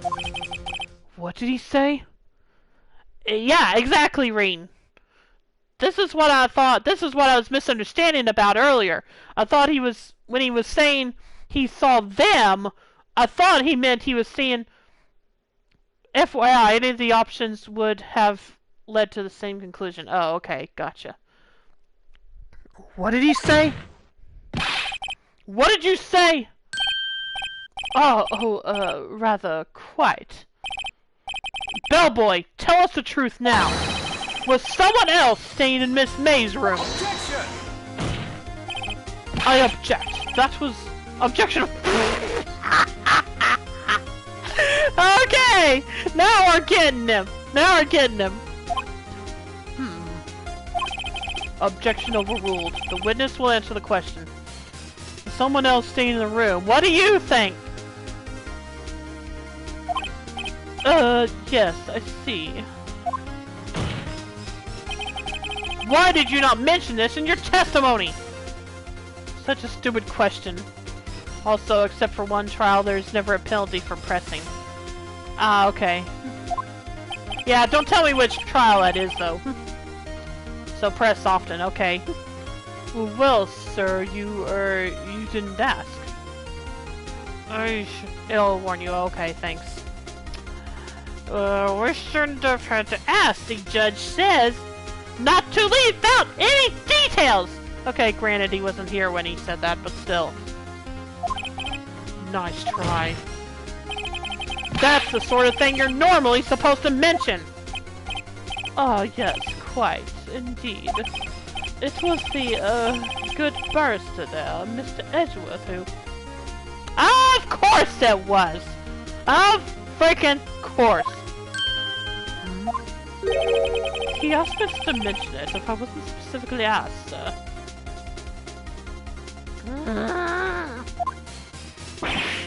Oh! You fool! I've done it. I've won.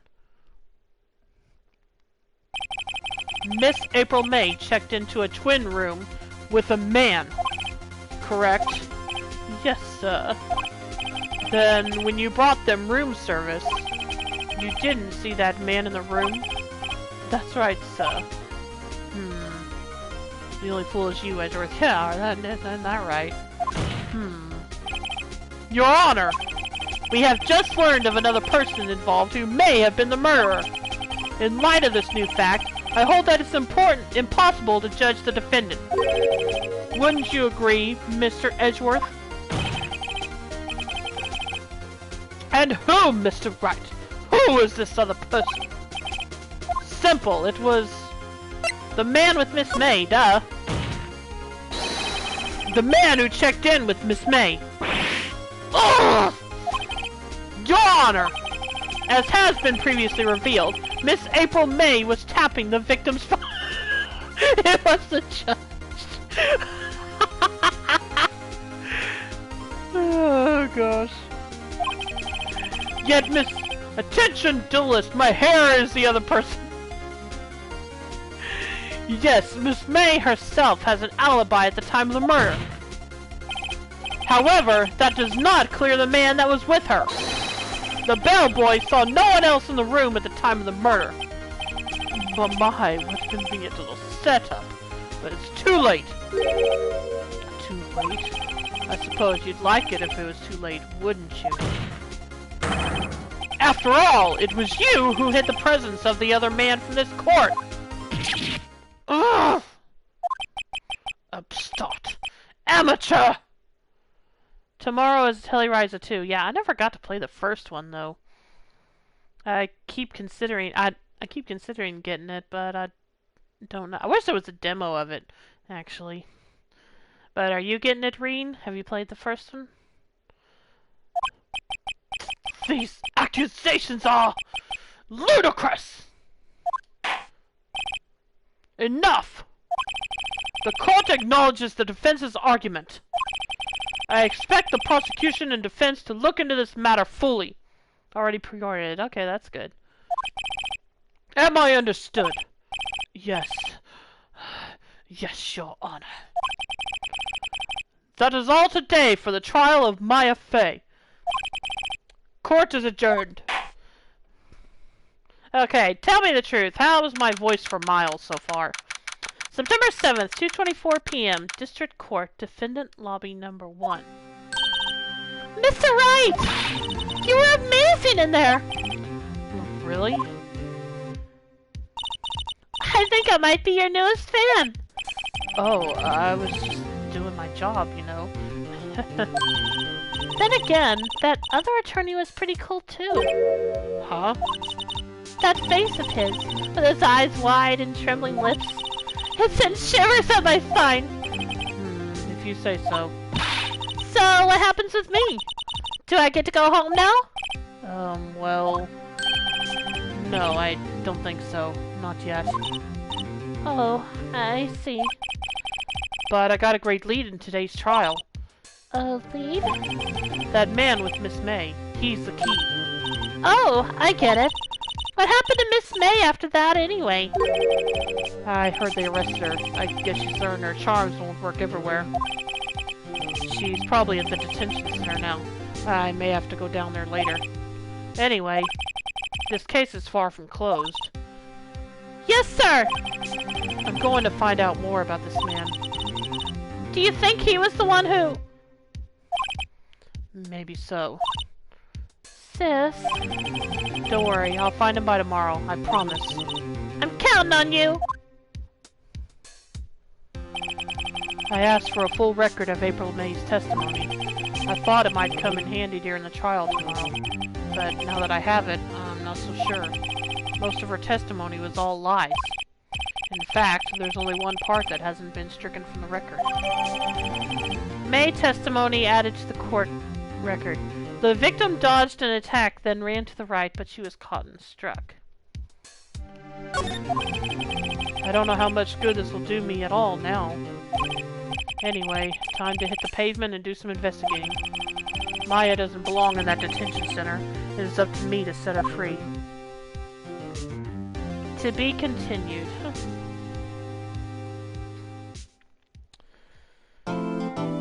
Saving content in our system. Which save your progress up to this point. Yeah, and seeing as how long just this first part of the trial went, I think this is probably a good place to stop for the night. So I hope everyone enjoyed tonight's stream.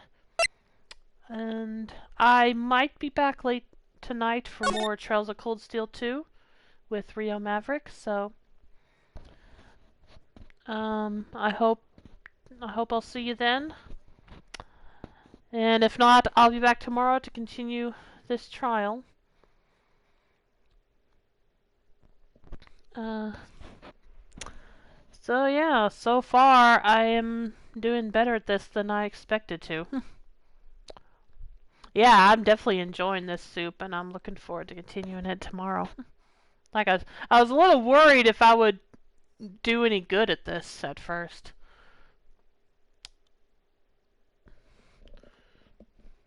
You're really enjoying the filthy innuendos. You're not wrong. Anyway, let's see who I'm gonna host tonight. Let's see.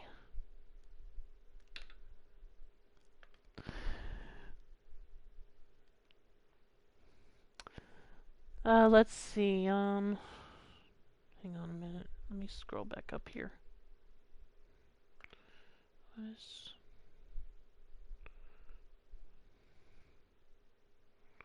Let's see.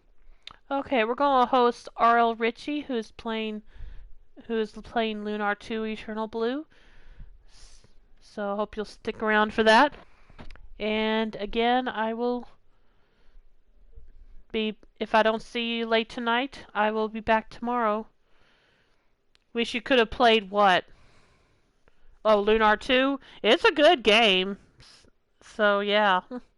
I wish they would re-release it. Like they've done re-releases of the first game. They released on Game Boy Advance and PlayStation Portable, but we've never gotten any Lunar 2 remakes since the PlayStation 1 version. And that's always kind of bugged me a bit.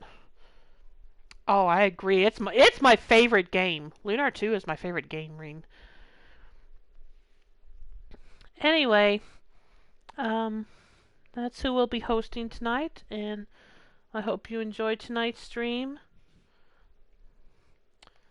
And again, if I'm not back tonight for more Xenopoopia.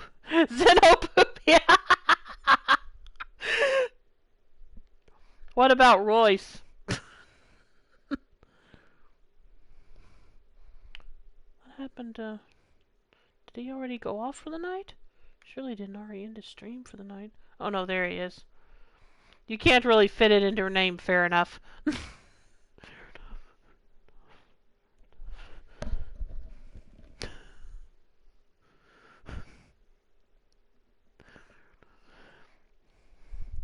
Anyway,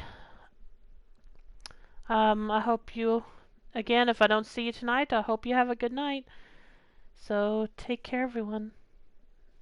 And I'll see you tomorrow. Bye.